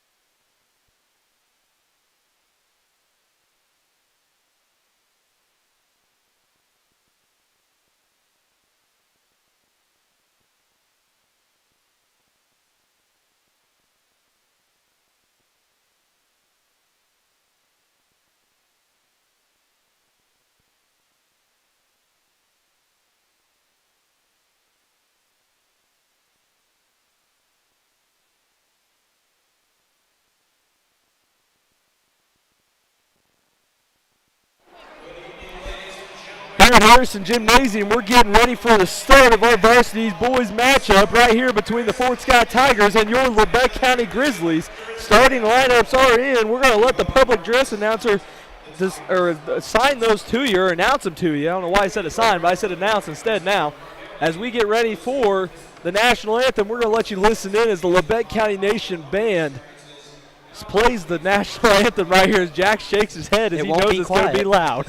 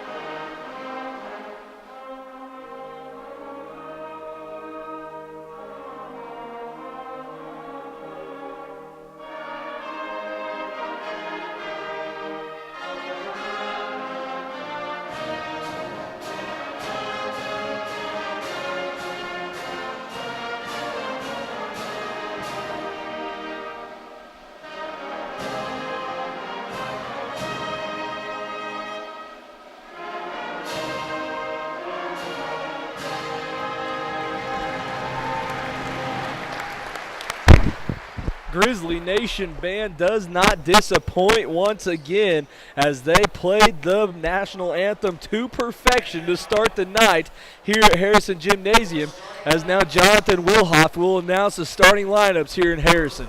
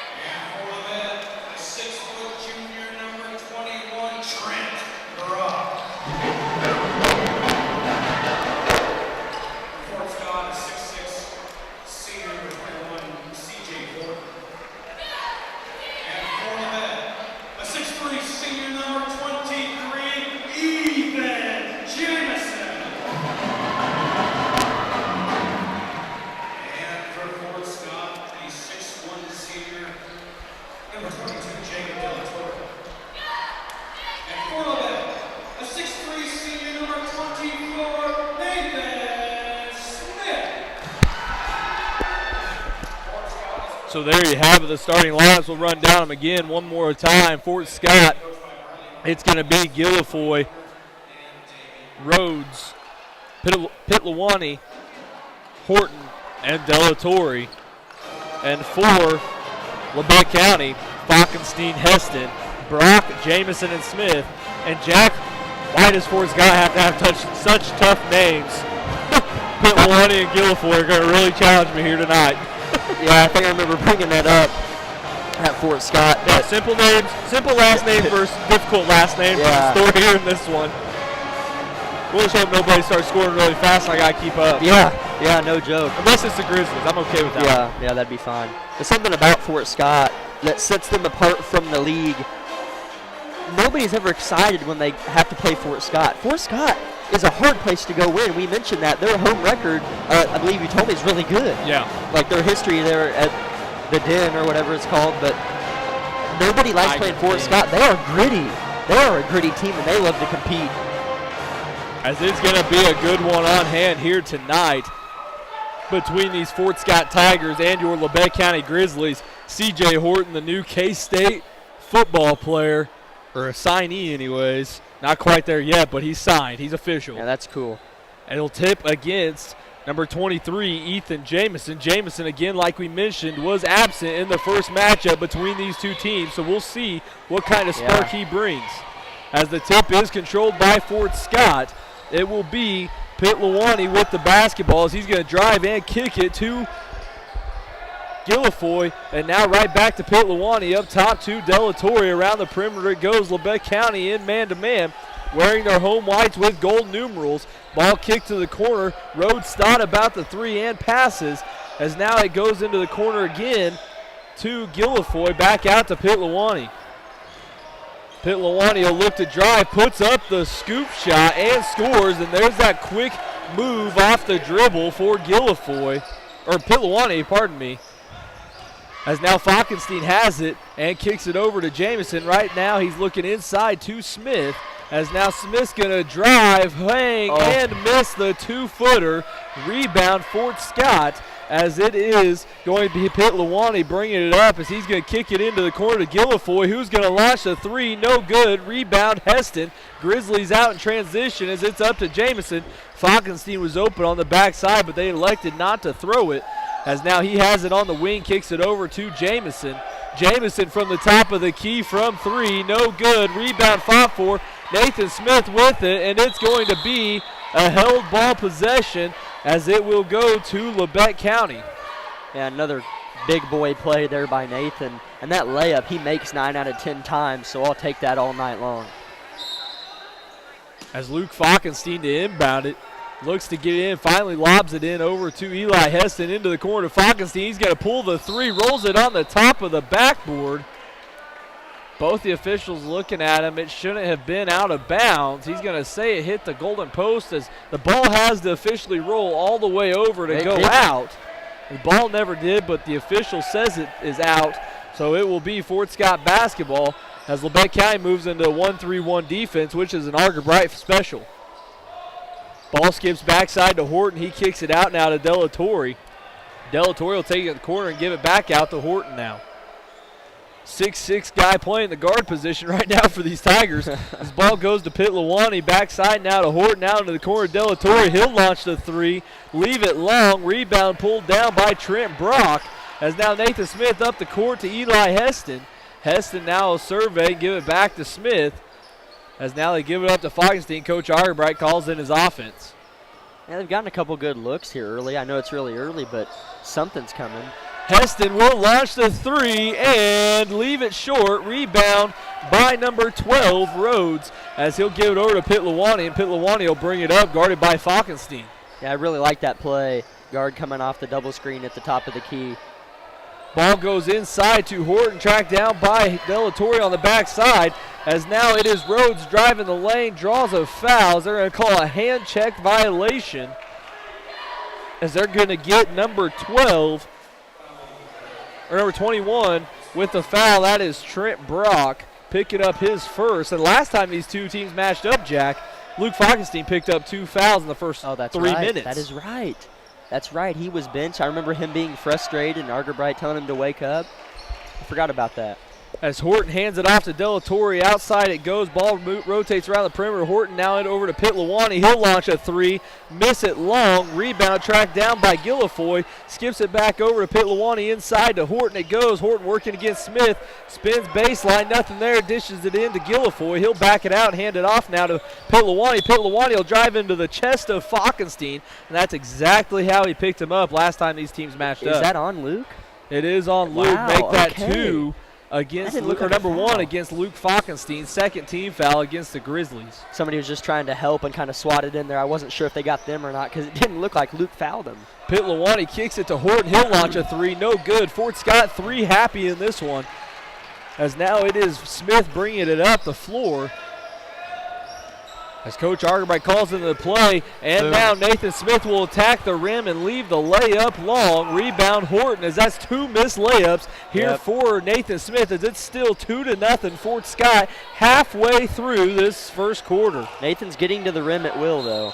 Ball goes inside to number 12, Drew Rhodes, and we'll see who they get the foul on. I think Luke. As it's going to be on Luke Falkenstein, his second. Announcer jinx. As I don't really know why Luke came flying in there. He was all the way on the other side. Yeah, he was just trying to help and then just mismatched and tried to do too much. First shot from Rhodes is up and in. 3-0 Fort Scott lead. This is a replay of what we saw in the Chinook game halfway through a first quarter.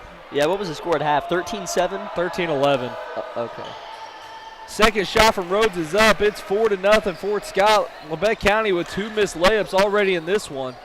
It was 13-7. 13-7? Yeah. Okay, did you go back and look? No, I just know it was 13-7. Okay. We'll take your word. I just had to toss that up there. As now Nathan Smith has it. He'll kick it over to Heston. Heston now swing it over to Jamison. Jamison looks to attack against Horton. He'll hang, float, and score it for Jamison. Labette County on the board finally here at the 4:06 mark remaining in the first quarter. It is 4-2 Fort Scott. Yeah, Ethan's really good at being crafty and getting to the rim. He doesn't always go make a beeline straight at it, but finds some way to put up a shot. Pitlawani now swinging backside to Delatorre. Delatorre got up for that one. Now he'll kick it to the corner to Rhodes, and now to Guilfoyle inside to Horton. Horton will take a dribble, and now he'll look to spin move on Nathan Smith, go up and be fouled. That's something we didn't see Fort Scott do a whole lot of the last time these two teams met, as that foul goes on number 23, Ethan Jamison, his first. 4 team fouls against the Grizzlies, 0 against Fort Scott so far in this one. Hopefully those 4 fouls don't increase into the bonus and double bonus before half. That could hurt them pretty bad.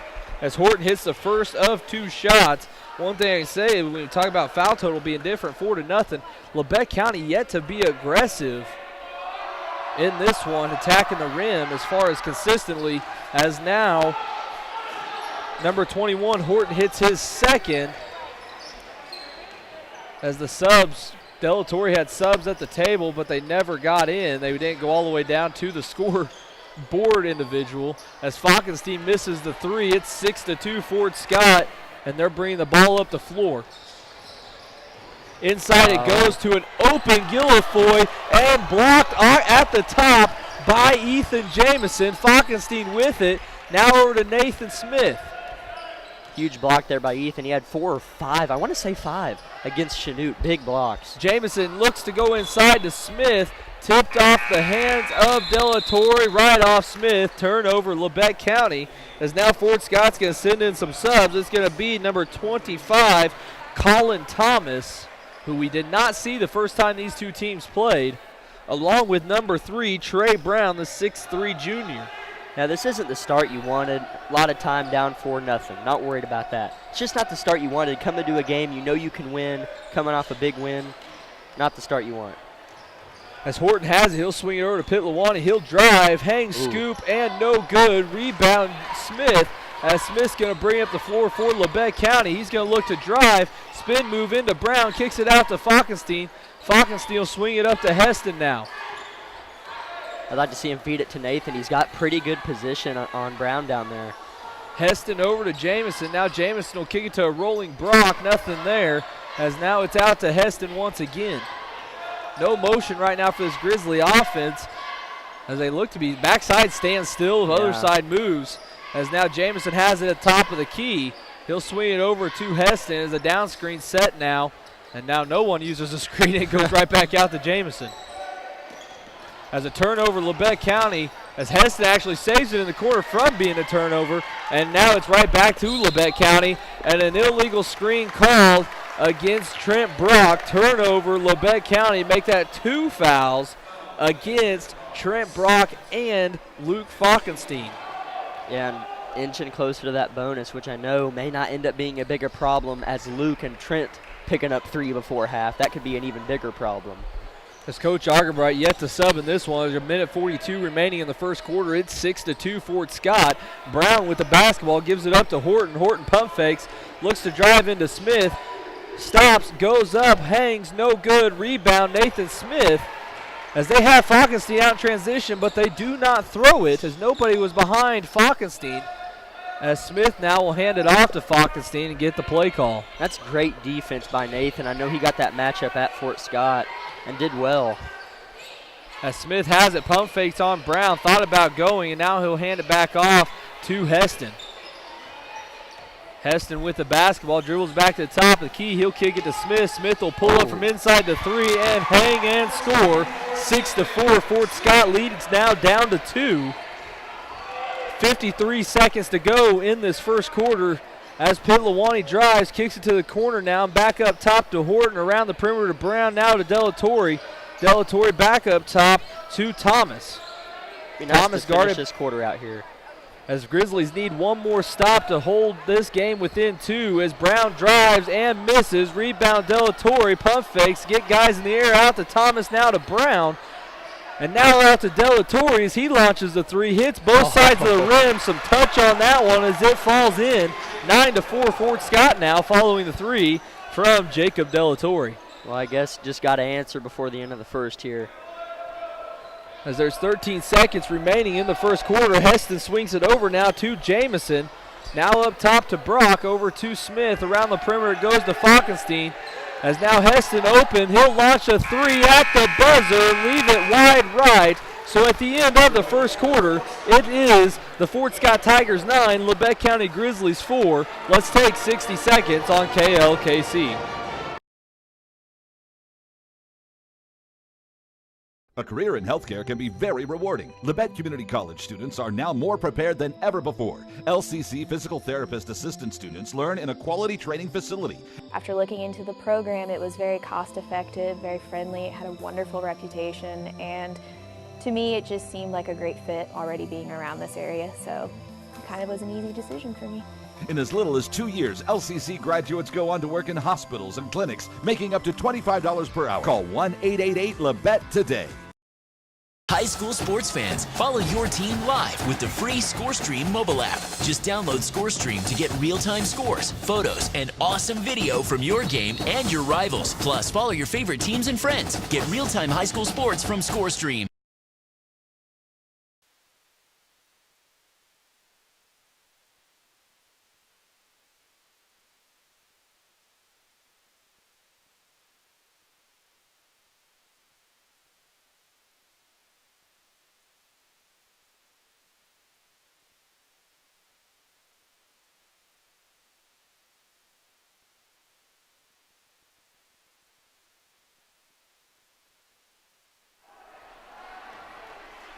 Nine to 4 the score. Fort Scott basketball here to start the second quarter. As now it's Pitlawani going inside to Brown. He gets everybody up in the air, but they say he travels first. As now it's turnover Fort Scott. Coach Delatorre immediately up off the bench and not happy with the call. As Carnahan brings it up the floor and he'll kick it over to Heston. So Carnahan replaces Falkenstein. And now Ethan Jamison drives, misses a layup, make that 3 missed layups for Labette County. Austin Jones also in this game, replacing Trent Brock. And Ethan thought about dunking that for a second. You could tell. He just lay it in. As now a driving Trey Brown goes up and draws the foul as they're going to get number 23. Ethan Jamison with the foul, so make more foul trouble issues for Labette County. as now that's 2 on Ethan Jamison. Make that 16 fouls against the Grizzlies, 2 against Falkenstein, 2 against Jamison, and 2 against Trent Brock. As Trey Brown hits the first of 2 shots, and now it's 10-4 Fort Scott with another one to come for Brown. Shot is up and no good. Rebound Nathan Smith. Grizzlies trailing by 6 here at the start of the second quarter. It sure would be frustrating if, it's not an excuse, but if they blew this game due to foul trouble. A game you can win due to foul trouble. They got to play smart here. Ball swings up to Carnahan. Carnahan now swing it over to Heston. Back cut there by Jones. Now back over to Carnahan. From Heston it goes. Carnahan will hand it off to Jamison. Jamison looking in, swings it back to Heston. Man-to-man defense still for these Tigers, as it is Heston with it, kicking it back to Jamison. Really no downhill action going in this offense yet for the Grizzlies, as now Jones has it, dribbling it back over and swings it now to Heston. As Heston looks to drive baseline, nothing there. He'll spin into the lane and kick it out to Jamison. Jamison now back it out for 3. Long, no good. Rebound, Trey Brown of the Tigers, as he'll give it up now to Rhodes, as Rhodes will swing to Pitlawani. Now down into the corner to Thomas, back up to Brown. Labette County and man-to-man once again. They try to go inside, pass stolen away by Nathan Smith, as Labette County needs to get out in transition and look to go, as a near steal there by the Tigers. Ball back out to Smith. Smith thought about driving, loses the handle on the basketball and kicks it out to Heston. Yeah. Heston will launch a deep 3, leaves it short. Rebound, Chase Carnahan. What a rebound, and a foul called against the Tigers, as that foul's going to go on number 12, Drew Rhodes, and immediately Keenan Guilfoy and C.J. Horton check in, replacing Nick King and Trey Brown. Yeah, I was just getting ready to say that Eli's defender's giving him breathing room. I wouldn't be surprised if he shot it. And right before I could start that sentence, he shoots it. As Chase Carnahan swings it up top to Nathan Smith. Nathan looks a bit winded right now in this one, breathing awfully hard. 2-3 zone now from these Tigers, as Carnahan swings it up to Heston. Heston now over to Jones. Smith in the short corner, and they'll give it to him. As Smith looks, surveys, nothing there, kicks it back out to Jones. Ball rotates around the perimeter. As now Heston now skip it backside to Carnahan, now to Jones, now back to Heston. Heston drives baselines, Haynes floats, no good. Rebound Smith, he'll go up and score. 10-6 the score here, as the Grizzlies are trying to claw back in, down 4. I love watching Nathan go to work down there. He is the rock for this Grizzly team. Pitlawani left wide open, and he doesn't draw any iron. Good hands by Carnahan, near steal, picked up by number 12, Rhodes, as he throws it away. As Jamison now out in transition, uncontested. He thought about the 3, now swings it over to Smith. He'll pump fake, look to drive, and goes up and is fouled, as they're going to get the foul on. We'll wait for the official, number 21, C.J. Horton, as that's his first and only the second team foul against these Tigers. Yeah, they're not in any foul trouble over there. Coach Del Torre's not very happy right now either. Yeah, he is not. As Nathan Smith misses the first of 2 free throws, Andrew Jamison's going to check in, replacing Austin Jones and Luke Falkenstein for Chase Carnahan. Yeah, and I guess, people can get a little eager about 2 fouls. 2 fouls really isn't foul trouble. I know this early it is, but if they can go into the locker room with just 2, they're not in foul trouble. As Nathan Smith hits the second free throw, Labette County's cut the lead to 3 here at 4:52 to go in the first half. It's 10-7 Fort Scott. As ball swings over to Horton, inside it goes to Rhodes. He'll go up and score. Good post position on Jamison. Yeah, it was perfect. As he buried himself deep and got an area. As now Falkenstein will bring it up. Fort Scott goes back to man-to-man after possession of zone defense. As now Smith will drive, finds a seam, kicks it over to Jamison. Jamison will go into the lane, pull up, float, and score. 12-9 now, both teams exchanging baskets. Labette County not able to get into that 2-point area. Yeah. As now it is Pitlawani with the basketball, kicking it up to Horton, looking inside for Rhodes. As ball goes over to Rhodes now in the court, guarded by Andrew Jamison. Ball up top to Horton.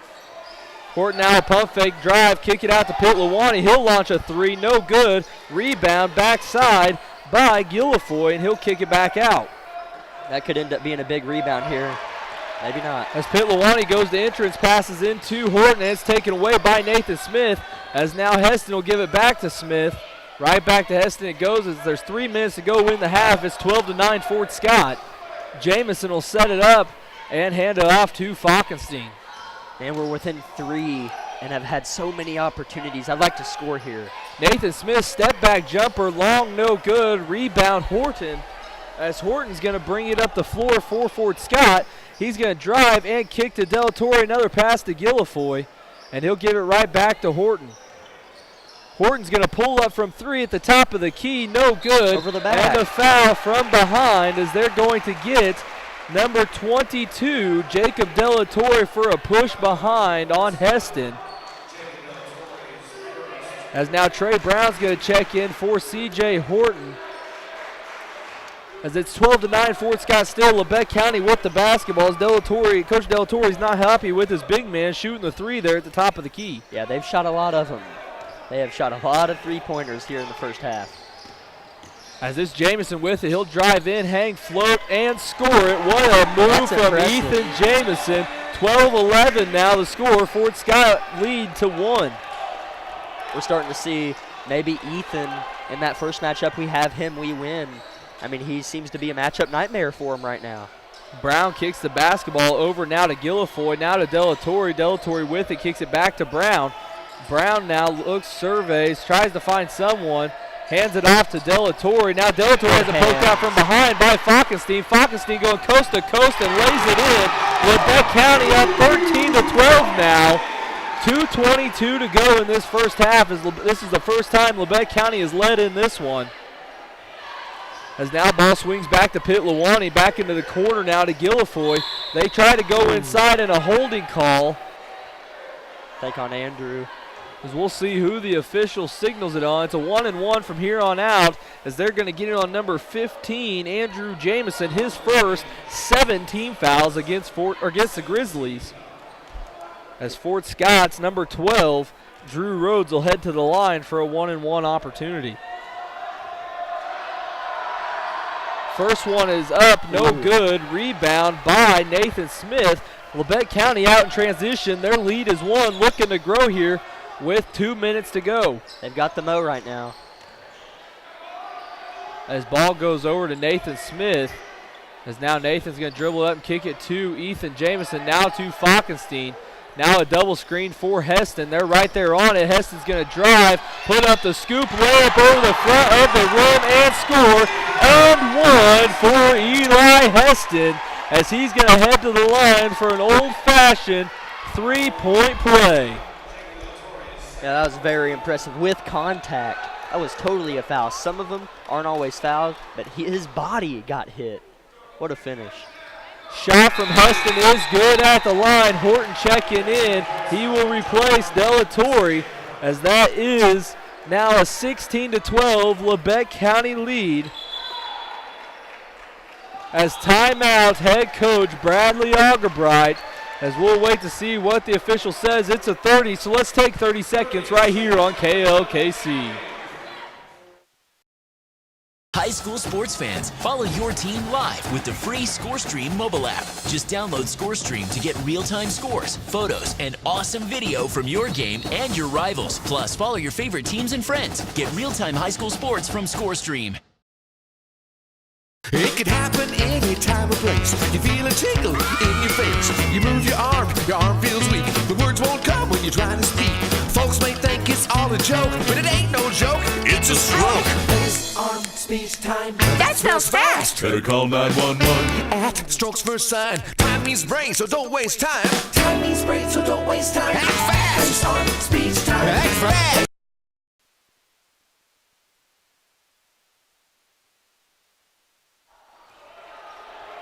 Fort Scott basketball, Labette County leading 16-12.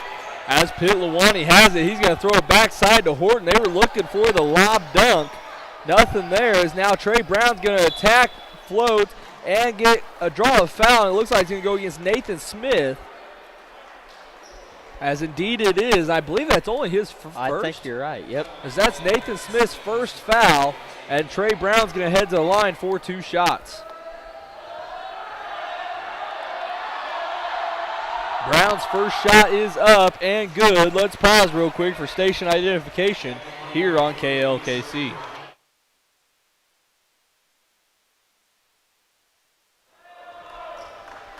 (16-13) the score. Labette County in the lead. Brown steps the line for a second free throw and misses. Rebound tracked down by Horton. He pump fakes, goes up, misses the 2-footer, gets his miss, and there is a held ball called. As they're going to say 2 hands were on the basketball, and it favors Labette County as Fort Scott's now coming out in a 2-2-1 full court press against the Grizzlies. Heston with it, swings it over to Carnahan. Now Carnahan kicks it to the middle to Nathan Smith. Nathan now surveying, gets it across half court. He'll kick it to Jamison in the corner. 2-3 zone from the Tigers here in the final minute of this first half. Didn't seem to have too many problems breaking that press. Nathan just about did it by himself. As Heston kicks it over now to Smith, Labette County is going to hold for a final shot as now they begin to extend this out. Looks like they're transitioning to a 1-2-2 defense, trying to get some length going, and a near turnover by Labette County as Heston went to throw it over the defender, and Brown nearly came away with a steal. Yeah, Fort Scott's playing scrappy and kind of lazy on the Grizzly side. Didn't have to force that pass. 46 seconds on the clock in the first half here. Heston trapped in the corner, and they're going to say he traveled. Turnover. Labette County 16-13. Labette County leading. 42 seconds left in the first half, and Fort Scott has the basketball. That's just one of those frustrating things. I mean, you just got to be able to inbound the ball and run your offense. Inside they go as it goes inside to Drew Rhodes. He goes up and is fouled, and that foul is going to go on Andrew Jamison. His second. Basket's good, so it's 16-15 with 1 shot to come for Drew Rhodes. Next shot is up from Rhodes, no good. Rebound Jamison. Labette County holds a 16-15 lead here with 30 seconds to go. And it's pressure time for Fort Scott as they're coming out in that trap pressure again. As Heston has a step back 3 and count it for Eli Heston. What a shot from Heston on the pull-up. 19-15 Labette County. As Fort Scott has it, it's Brown on the right wing, kicks it over now to Petlawani inside to Brown. He'll go up, miss the 2-footer. Rebound Labette County, and a foul called as they're going to get number 3, Trey Brown, on the foul. Man, what a big-time shot by Eli. Big-time shot. He had that kid right where he wanted him, crossed him, stepped back, drained that baby. As Jamison set to inbound at 1.6 on the clock, Heston now hit the Fort Scott cheerleaders. As it is 19-15 at the half, Labette County in the lead. Let's take a 2-minute timeout right here on KLKC.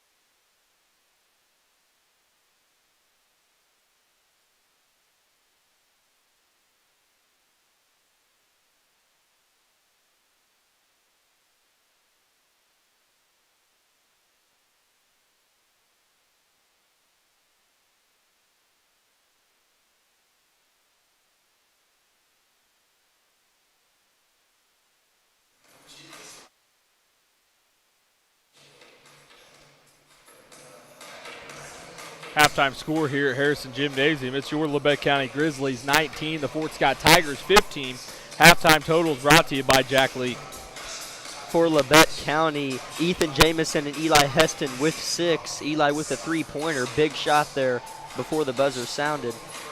Luke Falkenstein with 2. Nathan Smith with 5. Nathan being the leading scorer in the first matchup between these two teams. On the Fort Scott side, Drew Rhodes with 6. De La Torre with 3. CJ Horton with 2. And Trey Brown with 2. So nobody's lit it up, but it's been a good game. I've been entertained. This has been a really good game. I'm really curious to see what this second half has in store. Same type of start as what it was for the game against the Chanute Blue Comets, so it's going to be interesting to see, like Jack said, to see what the second half has to bring. Halftime score, it's 19-15. Labette County in the lead. Let's take a 3-minute timeout, and we'll get ready for the start of our second half here in Harrison Gymnasium of our varsity boys matchup.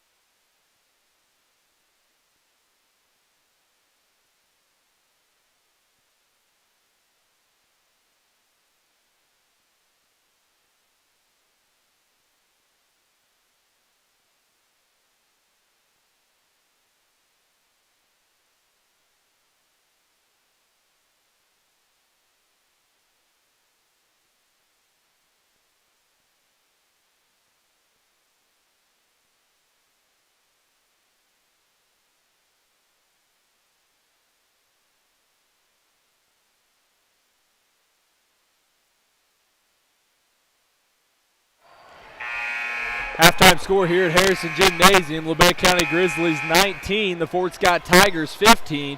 Jack, I'm going to turn it over to you for what you know best. Every Monday at 7:30 a.m., catch Parson Sun reporter Sean Fry's weekly radio show, The War Room. Each Monday morning, he will recap the weekend in sports locally, hit big national news, and will feature an interview each week. So remember, every Monday morning at 7:30 a.m. right here on KLKC 106.7 FM.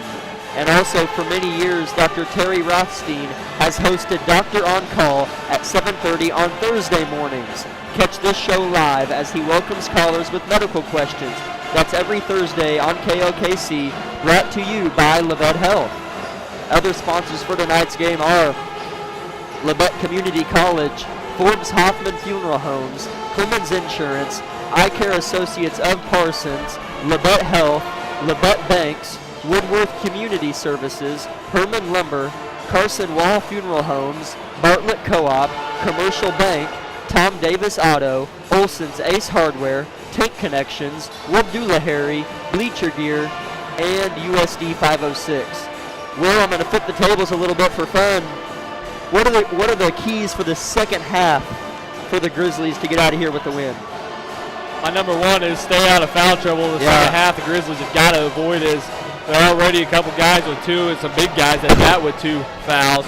The next one, point number 2 for these Grizzlies is get active. Not being active right now on this offensive end of the floor. It's why you only have 19 points in the half. You're not moving.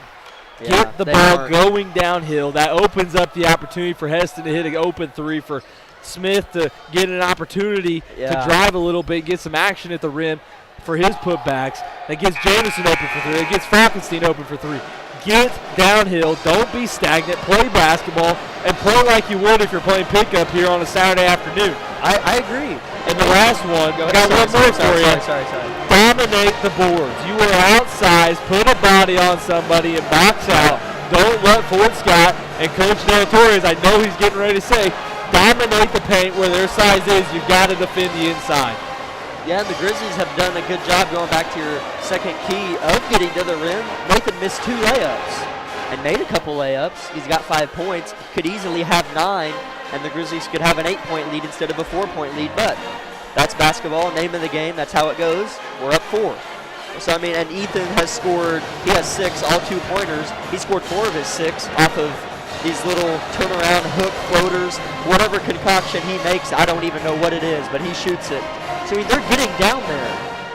If a guard gets hot, like we saw Eli make that 3, if somebody can start knocking down shots like I know they can, Luke Falkenstein and Eli Heston are good 3-point shooters. If they get hot, Fort Scott could be in trouble. As that's now the start of the second half, it's Pitt Lawani and the Tigers with the basketball as he drives against Falkenstein. Now the same starting 5 on the floor for Labette County. As now it's Guilfoyle kicking over to Horton. Inside they're looking for Rhodes as Brock's on the defensive side, guarding Rhodes on the inside. Horton with it at the top of the key, kicks it out now to Pitt Lawani, right back to Horton. Now back over to Pitt Lawani. Screens being set here for Fort Scott. They get it to Cutting Delatorre outside to Guilfoyle. Guilfoyle drive, kick it to Rhodes. Now over to Delatorre. Delatorre will look to drive baseline, gets the smaller Heston. Outside it goes now to Horton. The 6'6 guys playing on the perimeter, Jack. Not really a thought I would have had. I know. As now they kick it back outside to Pitt Lawani. Now over to Guilfoyle. Inside to Horton it goes. Back out to Guilfoyle. He'll launch a 3 and hit it. And Tigers are going to pick up some full court pressure here as it's 19-18 in a 1-2-2 full court press as they break it. Jamison's on the attack, goes right after Drew Rhodes, and that thing hangs on the rim and rolls from the left side all the way to the front of the rim before falling off, as it will stay. Or Labette County's Ethan Jamison will head to the line for 2 shots, make that 3 fouls. On number 22, they're going to get Jacob Delatorre for the foul. Number 3 on Jacob Delatorre. As Jamison completely bricks the first free throw. 1 to come now for Jamison as he steps to the line. Takes a couple dribbles, takes a deep breath. Shot is up and in. Labette County lead is out to 2, 20-18. Fort Scott basketball as Pitt Lawani's bringing it across. Now Labette County had a great defensive possession, arguably the best of the half, and Ethan got caught sleeping, and Guilfoyle, or however you pronounce it, I'm not the play-by-play, makes him pay. As Horton has it, kicks it over to Delatorre. Delatorre will pump fake. Now he'll look to drive.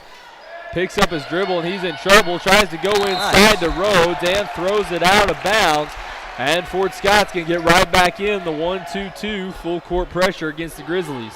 Yeah, I mean, I don't mind them pressing. I mean, we basically scored off of it last time, and Nathan broke it pretty easily in the first half. So as they get it into Falkenstein, now over to Smith, and a foul called as they're going to get Keenan Guilfoyle for the push. Yep. So Labette County's going to keep the basketball here. That's only first personal foul number 1 on Guilfoyle, so he's nowhere near any trouble.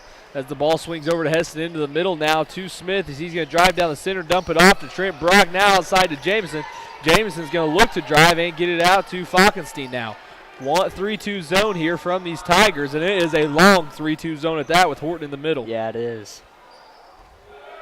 As Heston has it, Heston surveying. He'll kick it over to Smith. As Smith now right back to Heston. Heston's going to launch the 3, leaves it wide left.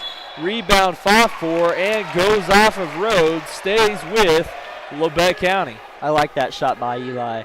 I mean, whenever he makes that, which I know he can, that could be the spark that lights his fire. As Heston has it, he's going to kick it over to Falkenstein. Extra pass to the corner to Heston.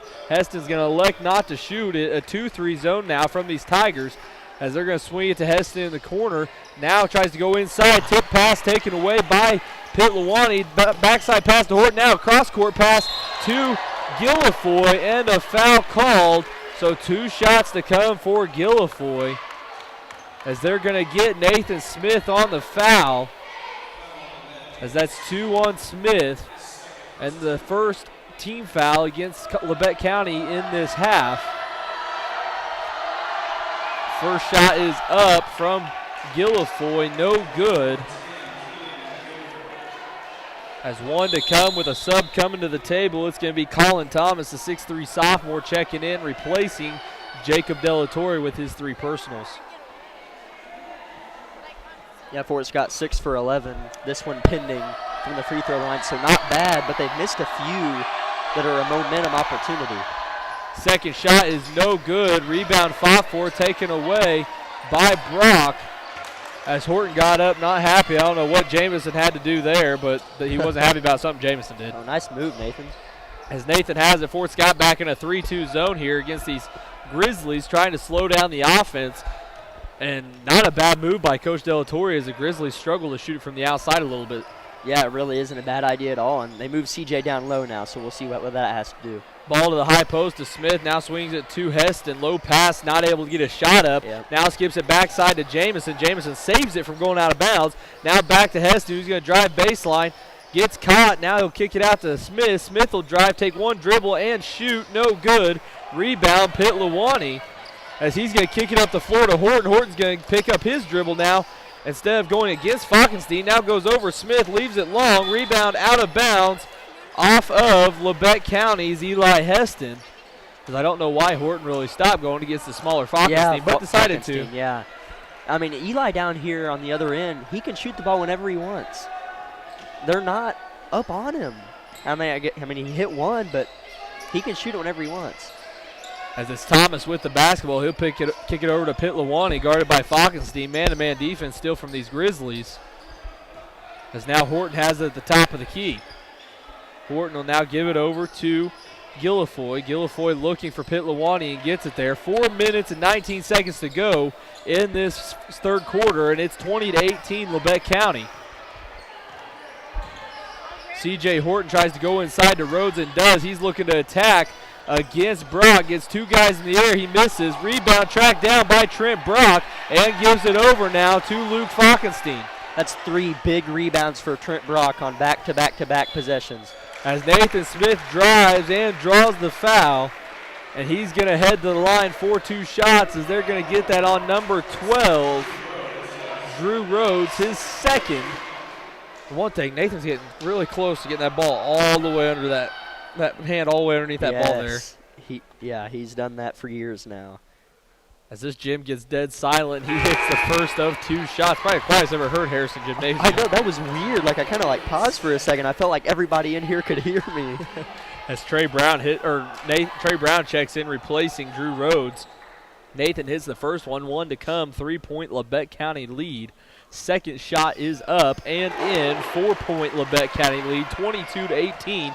3:55 to go here in the third quarter. They're doing a good job of keeping this little lead. Take it a quarter at a time. You know what? Win this possession. Don't worry about the quarter. As Pitlawani's going to drive and draw the foul. He's headed to the line for 2 shots. I believe he's going to get number 4, Luke Falkenstein. That's going to be his third. So 3 on Falkenstein here at the 3:45 mark. Pitlawani's first shot is up, hits the front rim and rolls right. So Fort Scott struggling here at the free throw line in this third quarter especially. Yeah.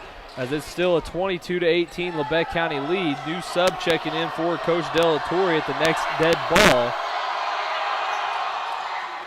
Second shot is no good. Rebound off of Fort Scott. Labette County basketball, as it's going to be Tegan Southwell replacing Keenan Guilfoyle as the 2-2-1 or 1-2-1-1 full court press from Fort Scott is on. As now it goes to the center to Brock, now Good over job. to Smith. As Smith brings it across, still looking to attack. Up and under, no good. Rebound, Trey Brown. He gives it up to Horton. Horton's running the floor with the Tigers. And now it's up to Pitlawani. Has it blocked at the rim. What a block by Ethan Jamison. Nothing safe when he's elevating for the blocks. As Jamison has it now. Swings it over to Falkenstein. Ethan's gotten a lot better at being smart with his swats. I don't feel like he's been in much foul trouble recently. As Heston has it, kicks it over to Smith, now to Falkenstein. He's going to launch a 3, no good. Rebound by Trey Brown.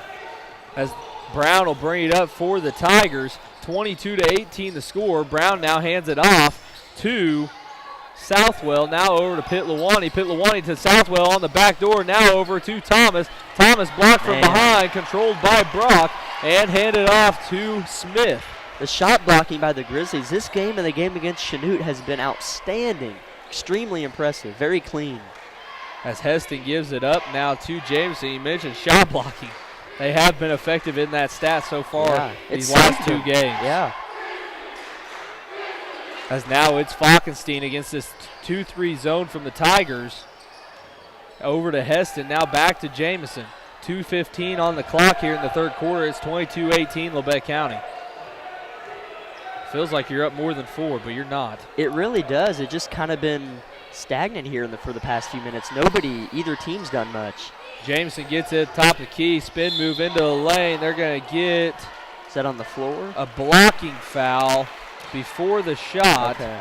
And they're going to get it on number 13. His first, Gavin Pitlawani's first foul. The 4th team foul against the Tigers. Smith inbounds it now to Falkenstein, up to Heston, now inside to a cutting Smith. He's going to go up and be fouled from behind, and they're going to get C.J. Horton for the foul. As it's 2 shots for Nathan Smith, as that is his second on C.J. Horton. 5 team fouls against the Tigers, which could loom huge. Oh, yes. In that fourth quarter. Very well played. Smith leaves the first free throw short, second one to come, as Horton's going to take a seat here for this final minute 54. Yeah, Nathan not known for his free throws. 3 for 5 on the night. 3 for 6, actually, with this one to come. Second shot from Smith is in, and Chase Carnahan's going to check in, replacing Luke Falkenstein. 23-18. Grizzlies, as Pitlawani's bringing it up. Good breather there for Luke. He does have 3 fouls, which I'm not going to over-exaggerate, but good to see Chase get some minutes in. Ball swings up to Brown. Brown now looking around, gives it over to Southwell, now into the corner to Thomas. Thomas looking inside for number 12, Rhodes, and Rhodes is fouled. I didn't see exactly what happened, but Smith hits the deck. Yeah, and that's basically on the deck. Yeah, and that's why Rhodes is at the line, because Nathan fell. He couldn't get back up in time, and then everybody crashed on Rhodes, and he was fouled. as they're trying to dry up the floor with their shoes. First foul, they're going to give it to number 10. Oh, wow. Chase Carnahan, they're going to give the foul to him. All right. So his first, that's beneficial to Labette County. First shot from Rhodes is up and in. 23-19, Grizzly lead cut to 4 with 1 to come for Rhodes. As now I think they're going to man-to-man defense are the Tigers. Second shot is up from Rhodes, rolls around the rim and out. Rebound Nathan Smith, 23-19 the score. Smith bringing it up the floor, looking to attack as he'll kick it out to an open Heston for 3. Eli Heston connects for his second triple from downtown. It's 26-19, Labette County lead out to 7 points. That's what I'm talking about. I like seeing him shoot the ball. We're up 7. That's nice. We might not win, but we're up 7. I like seeing him shoot the ball. As Pitt Lawani kicks it over to Rhodes. Rhodes now looks for Trey Brown. Brown's going to hand it off to Thomas. Thomas now back to Brown. Brown looking in. He's got a pump fake and drive. Gets triple teamed and a foul called as Ethan Jamison went for the ball and got the arm. Make that foul number 3 against Ethan Jamison. And Andrew Jamison and Austin Jones are both going to check in and replace Nathan Smith and Ethan Jamison here with 50 seconds to try and spare them a breather before this fourth quarter. Yeah, that's pretty smart there, and that's why he took Luke out, obviously, just so he didn't pick up a quick fourth before the fourth quarter. As now Jacob Delatorre gives it over to number 25, Colin Thomas, swings it up top now. Back to Thomas, now into the corner to Nick King. King's going to dribble it up and guarded by Carnahan. Over to Brown in the corner. Inside it goes to Rhodes. He goes up and scores. No foul called as Coach Delatorre was waiting for it. As now there's 26 seconds on the clock, 26-21. Labette County's lead is 5. As it looks like they're going to hold for one final shot against these Tigers. Heston back to Carnahan. Heston now gets it back on the logo. King guarding Heston decently close, just enough to make him have to move. 6 seconds on the clock. Heston thought about the step back. He's going to drive, pump fake, kicks out to Jones. Jones is going to launch the 3. Count it at the buzzer. Austin Jones from downtown is 29-21. Labette County headed to the fourth quarter. Let's take 60 seconds on KLKC. When Derek was in 6th grade, he hurt his knee, and it bothered him, but not until really last year after he played in a tournament, and we decided to make him an appointment. He had a torn meniscus. I was the most impressed how fast Dr. Meister was able to schedule me in and be able to repair my knee as fast as he did. As soon as I got to therapy, I knew it was going to be a quick recovery. After a 30-minute surgery in 5 months, I'm back to 100% playing sports again.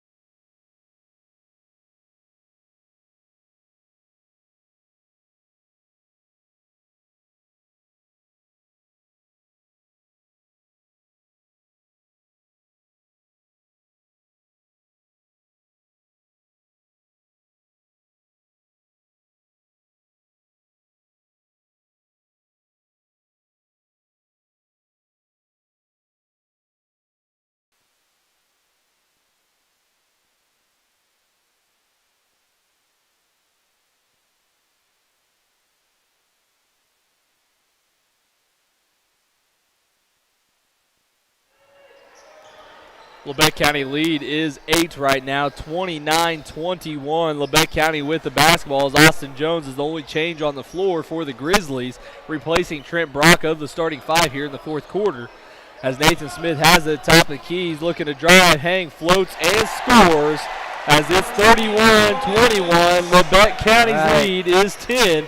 As Pitt Lawani looks to attack, kicks it out to Horton. Horton now into the body of Smith, lowers their shoulder, and a charging violation against the Tigers. C.J. Horton make that number 3 against Horton. and team foul number 6 against these Tigers. You can feel it. 7:20 to go. Be ready for Fort Scott to hit a few shots.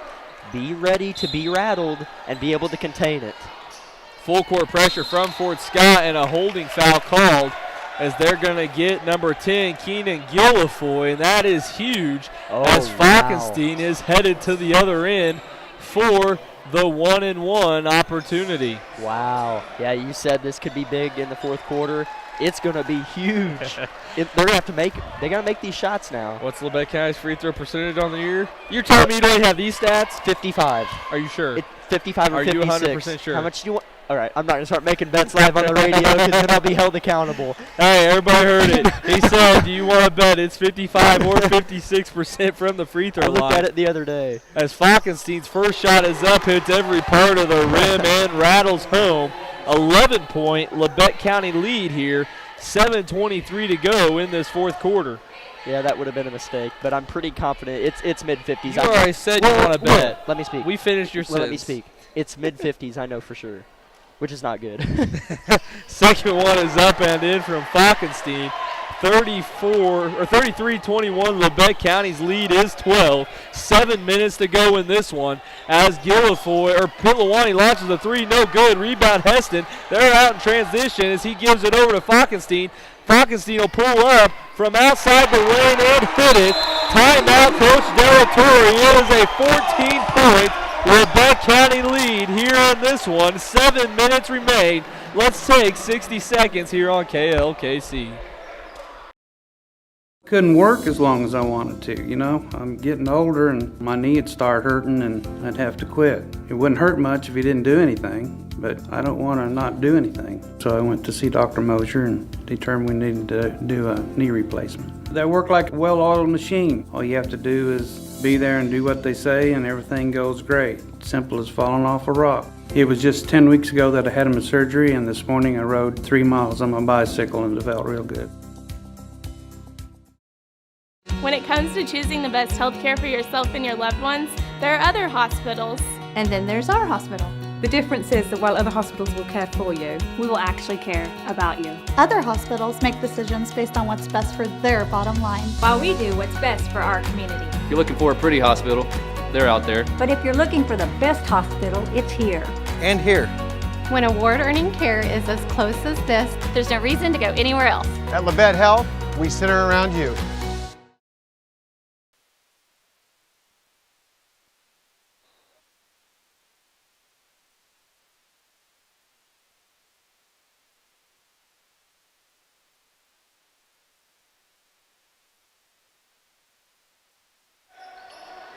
Fort Scott basketball. It's Pilawani going inside to Rhodes, and a foul called on Ethan Jamison for a knee in his back, as that's going to be number 4 on Ethan Jamison. I'm going to write that down at the 6:49 mark in this one, as it's going to be huge for Jamison to play without picking up a cheap foul. Ball inbounded to Horton. He handled that well, as he's going to go up and draw the foul against Nathan Smith, as I think that's going to be number 3 on Nathan Smith.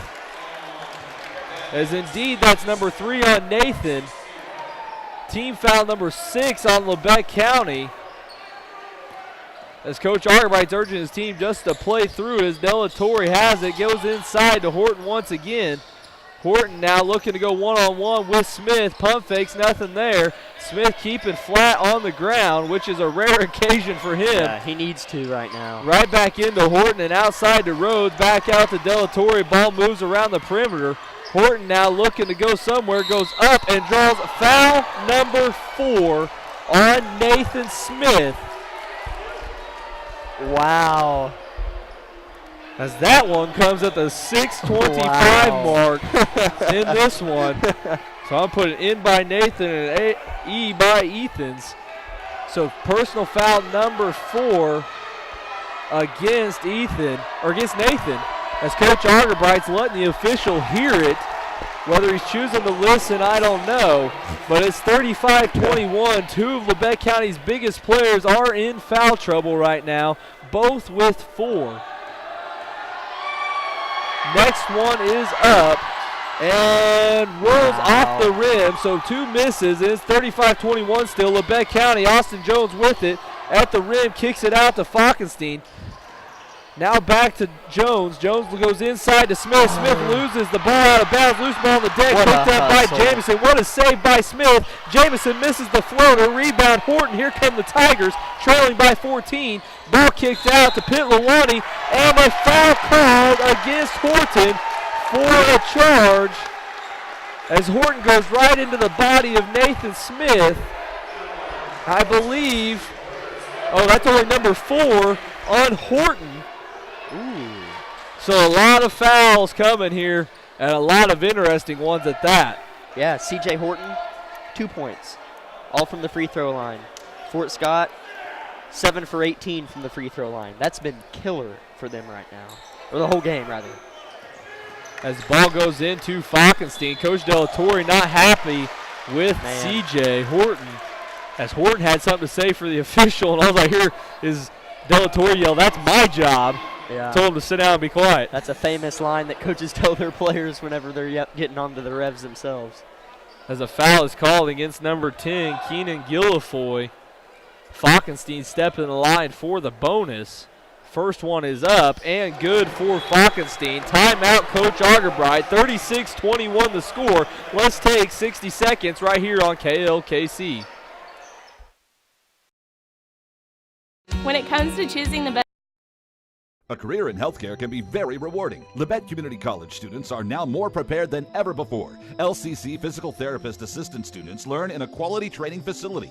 After looking into the program, it was very cost effective, very friendly, it had a wonderful reputation, and to me it just seemed like a great fit already being around this area, so it kind of was an easy decision for me.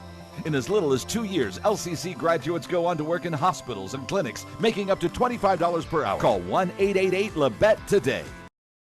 High school sports fans, follow your team live with the free ScoreStream mobile app. Just download ScoreStream to get real-time scores, photos, and awesome video from your game and your rivals. Plus, follow your favorite teams and friends. Get real-time high school sports from ScoreStream.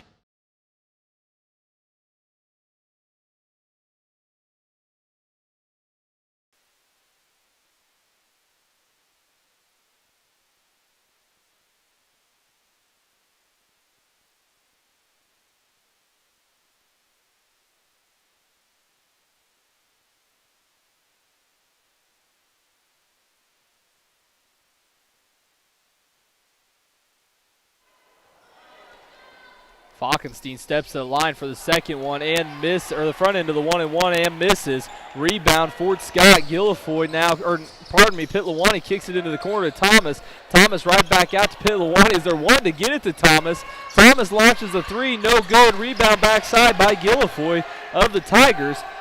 As now King has it, gives it back to Guilfoyle. He'll launch a 3 and hit it for the Tigers. It's 36-24, 12-point Labette County lead. Full court press from the Tigers as Falkenstein has it. In some trouble now, and a timeout. Coach Argerbright, we're going to keep it here as it's only 30 seconds, and I'll let Jack recognize our sponsors one more time. I could almost say this without looking. It could happen any time or place. You feel a tingle in your face. You move your arm feels weak. The words won't come when you try to speak.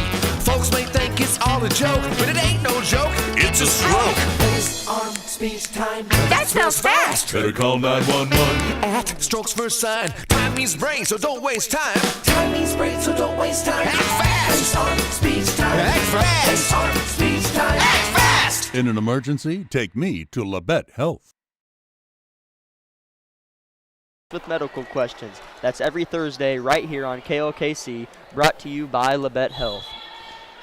As it's 36-24, Labette County basketball. Ball inbounded to Falkenstein. Throws it backside to Smith, and he is fouled hard by number 23, Nick King. So Smith, for Fort Scott's probably the right kind of foul, but Smith's going to head to the line for the double bonus here. So 2 shots for Smith and the Grizzlies. Yeah, Nathan, like I said earlier, not known for free throws. 4 for 6 here tonight. We'll see what he can do here with 2 shots. As he leaves the first one short here. Still a 12-point Labette County lead as Delatorre and Horton check back in for Brown and King. both teams in the bonus. The Grizzlies in the double bonus.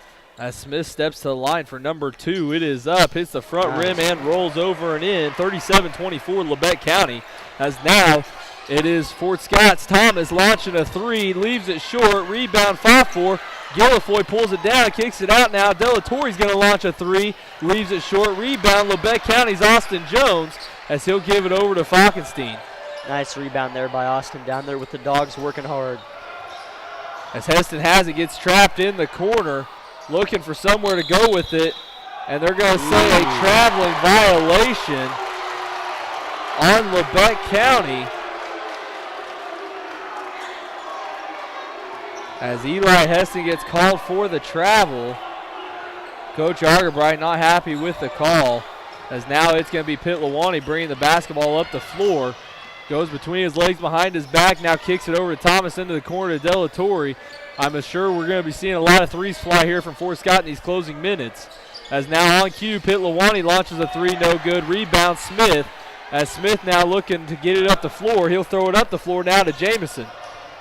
Jamison out to Falkenstein. Heston's on the backside, waving slow it down right now for these Grizzlies. As Jamison now has it trapped in the corner, gets it inside to Smith. Now back out to Heston. 4:24 on the clock. It's 37-24 Labette County. Falkenstein has it. Had an open man inside. Lex not to throw it. As now Heston's going to drive the lane, scoop, and finish with the left. 39-24 Labette County. Ball up the floor now for Fort Scott as Horton's coming up. Horton's going to dribble in and pull up from inside the 3. Leaves it short. Rebound Jones. Labette County's beginning to smell it here as there's 3:58 to go. And now it's Jones with it past half court, giving it over to Jamison. They're doing a great job breaking this press. As Jamison goes up and just lays it in over the front of the rim. 41-24 Labette County. As Jamison almost could have slammed that one home. When was the last time you were in Harrison Gymnasium and our varsity boys score was 41-24 in favor of the Grizzlies? Been a while. Been a while. Gotta love it. 18, Eli, or when Tanner and Magic and that whole group was here. Yeah. As the foul goes on number 23. Well, they say number 23 on the board. That's number 23. That's all. They switch it yet. There it is. Number 4 on Luke Falkenstein here. 41-24, so 3 Grizzlies with 4 fouls. I hate to say that could still be a difference in this one. Yeah, I mean, it very well could be. This game's not over, not even close. 3 minutes and 33 seconds in basketball is 3 minutes and 33 seconds of playing time, but oh my goodness, can the score change a lot in 3.5.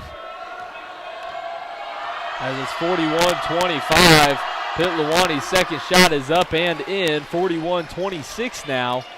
Fort Scott in full court man-to-man, trap in the corner, get to the center to Jones, now to James on the backside. Bounce pass is taken away and out of bounds off of Fort Scott's Nick King. As Jamison got a little greedy there going for he did the pass. Perfect word to use there. He did get greedy. Little greedy. Turned out well, though. Our ball underneath our own basket. As now Falkenstein set to inbound. It gets it into Austin nice. Jones. He'll go up and score. 43-26. Grizzlies putting it on the Tigers here in Harrison. My goodness. On this Tuesday night game. Tigers with it now as it's Brown kicking the corner to King. King's going to dial up the 3 and have it blocked. Saved by Nathan Smith. Grizzlies going coast to coast. As now it's Jamison handing it off to Falkenstein, and they're going to back it out and slow it down. A block at the top of the 3 and a hustling save by Smith. As now the Grizzlies are dribbling it out at 2:52 to go, leading 43-26. Man, 2 seniors just going to work. Oh my goodness, that was beautiful.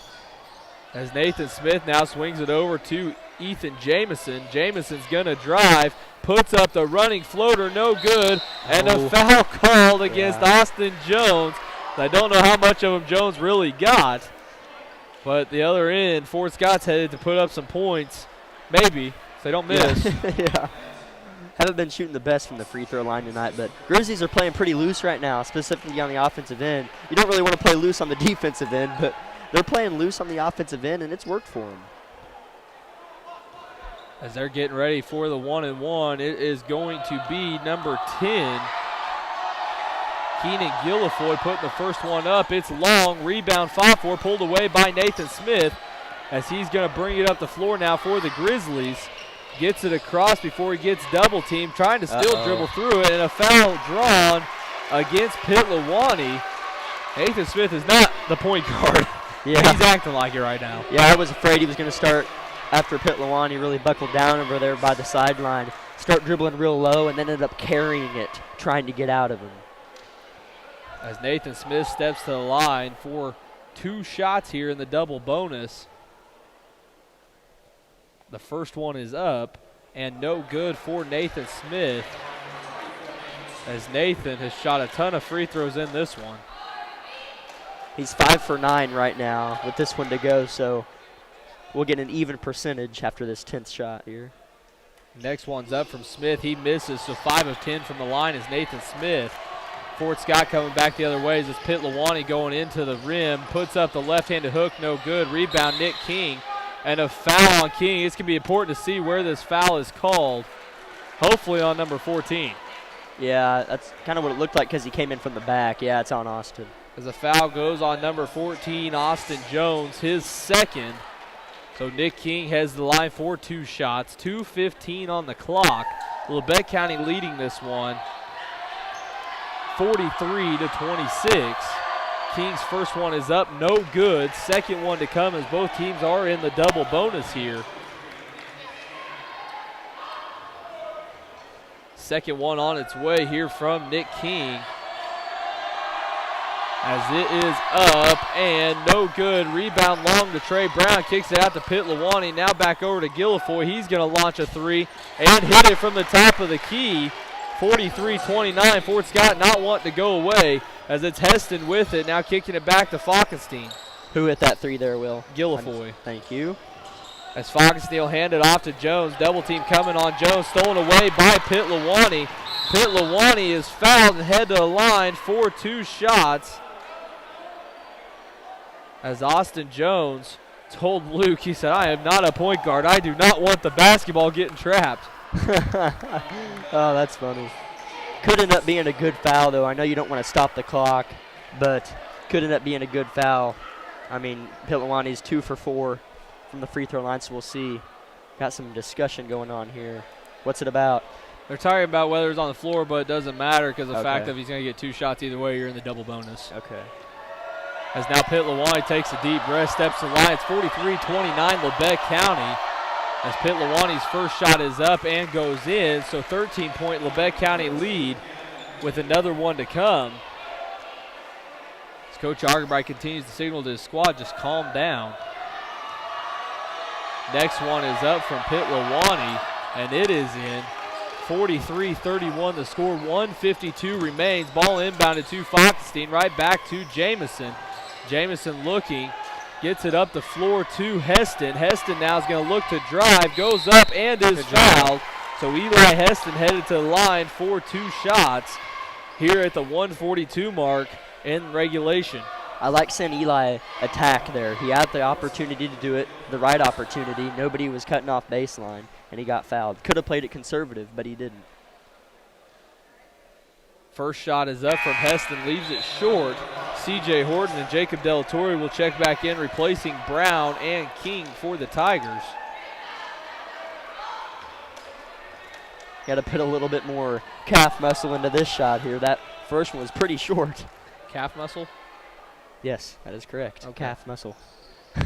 Second one from Heston goes in.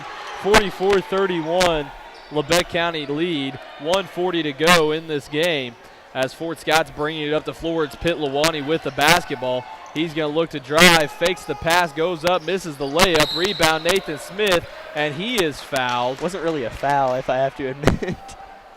We're going to see who he calls it on. I think CJ. Okay. He's going to get on 25? 25, yeah. Number 25, Colin Thomas, picks up the foul for the Tigers. As Nathan Smith heads to the line for 2 shots. They can make this a really long 8 minutes. Yeah, they can. And if they foul Nathan, could be a longer minute and a half for the Grizzlies. As Nathan hits the front end of the 2 shots. It's 45-31 all Labette County as it got close for a little bit. Labette County has gapped them again. A second one is up from Smith Big and shots. in. 46-31. Fort Scott has the basketball as Horton's bringing it up. He's going to pull up from three and hit it. 46-34. Now the ball's inbounded to Eli Heston. Now up to Nathan Smith. Labette County does not need a shot. Just got to wait for him to come foul. Right. And finally, there is a timeout called by Coach Argerbright. Let's take 30 seconds right here on KLKC. Couldn't work as long as I wanted to, you know. I'm getting older and my knee would start hurting and I'd have to quit. It wouldn't hurt much if you didn't do anything, but I don't want to not do anything. So I went to see Dr. Mosier and determined we needed to do a knee replacement. They work like a well-oiled machine. All you have to do is be there and do what they say and everything goes great. Simple as falling off a rock. It was just 10 weeks ago that I had my surgery, and this morning I rode 3 miles on my bicycle and it felt real good. When it comes to choosing the best health care for yourself and your loved ones, there are other hospitals. And then there's our hospital. The difference is that while other hospitals will care for you, We will actually care about you. Other hospitals make decisions based on what's best for their bottom line. While we do what's best for our community. If you're looking for a pretty hospital, they're out there. but if you're looking for the best hospital, it's here. And here. When award-earning care is as close as this, There's no reason to go anywhere else. At Labette Health, we center around you.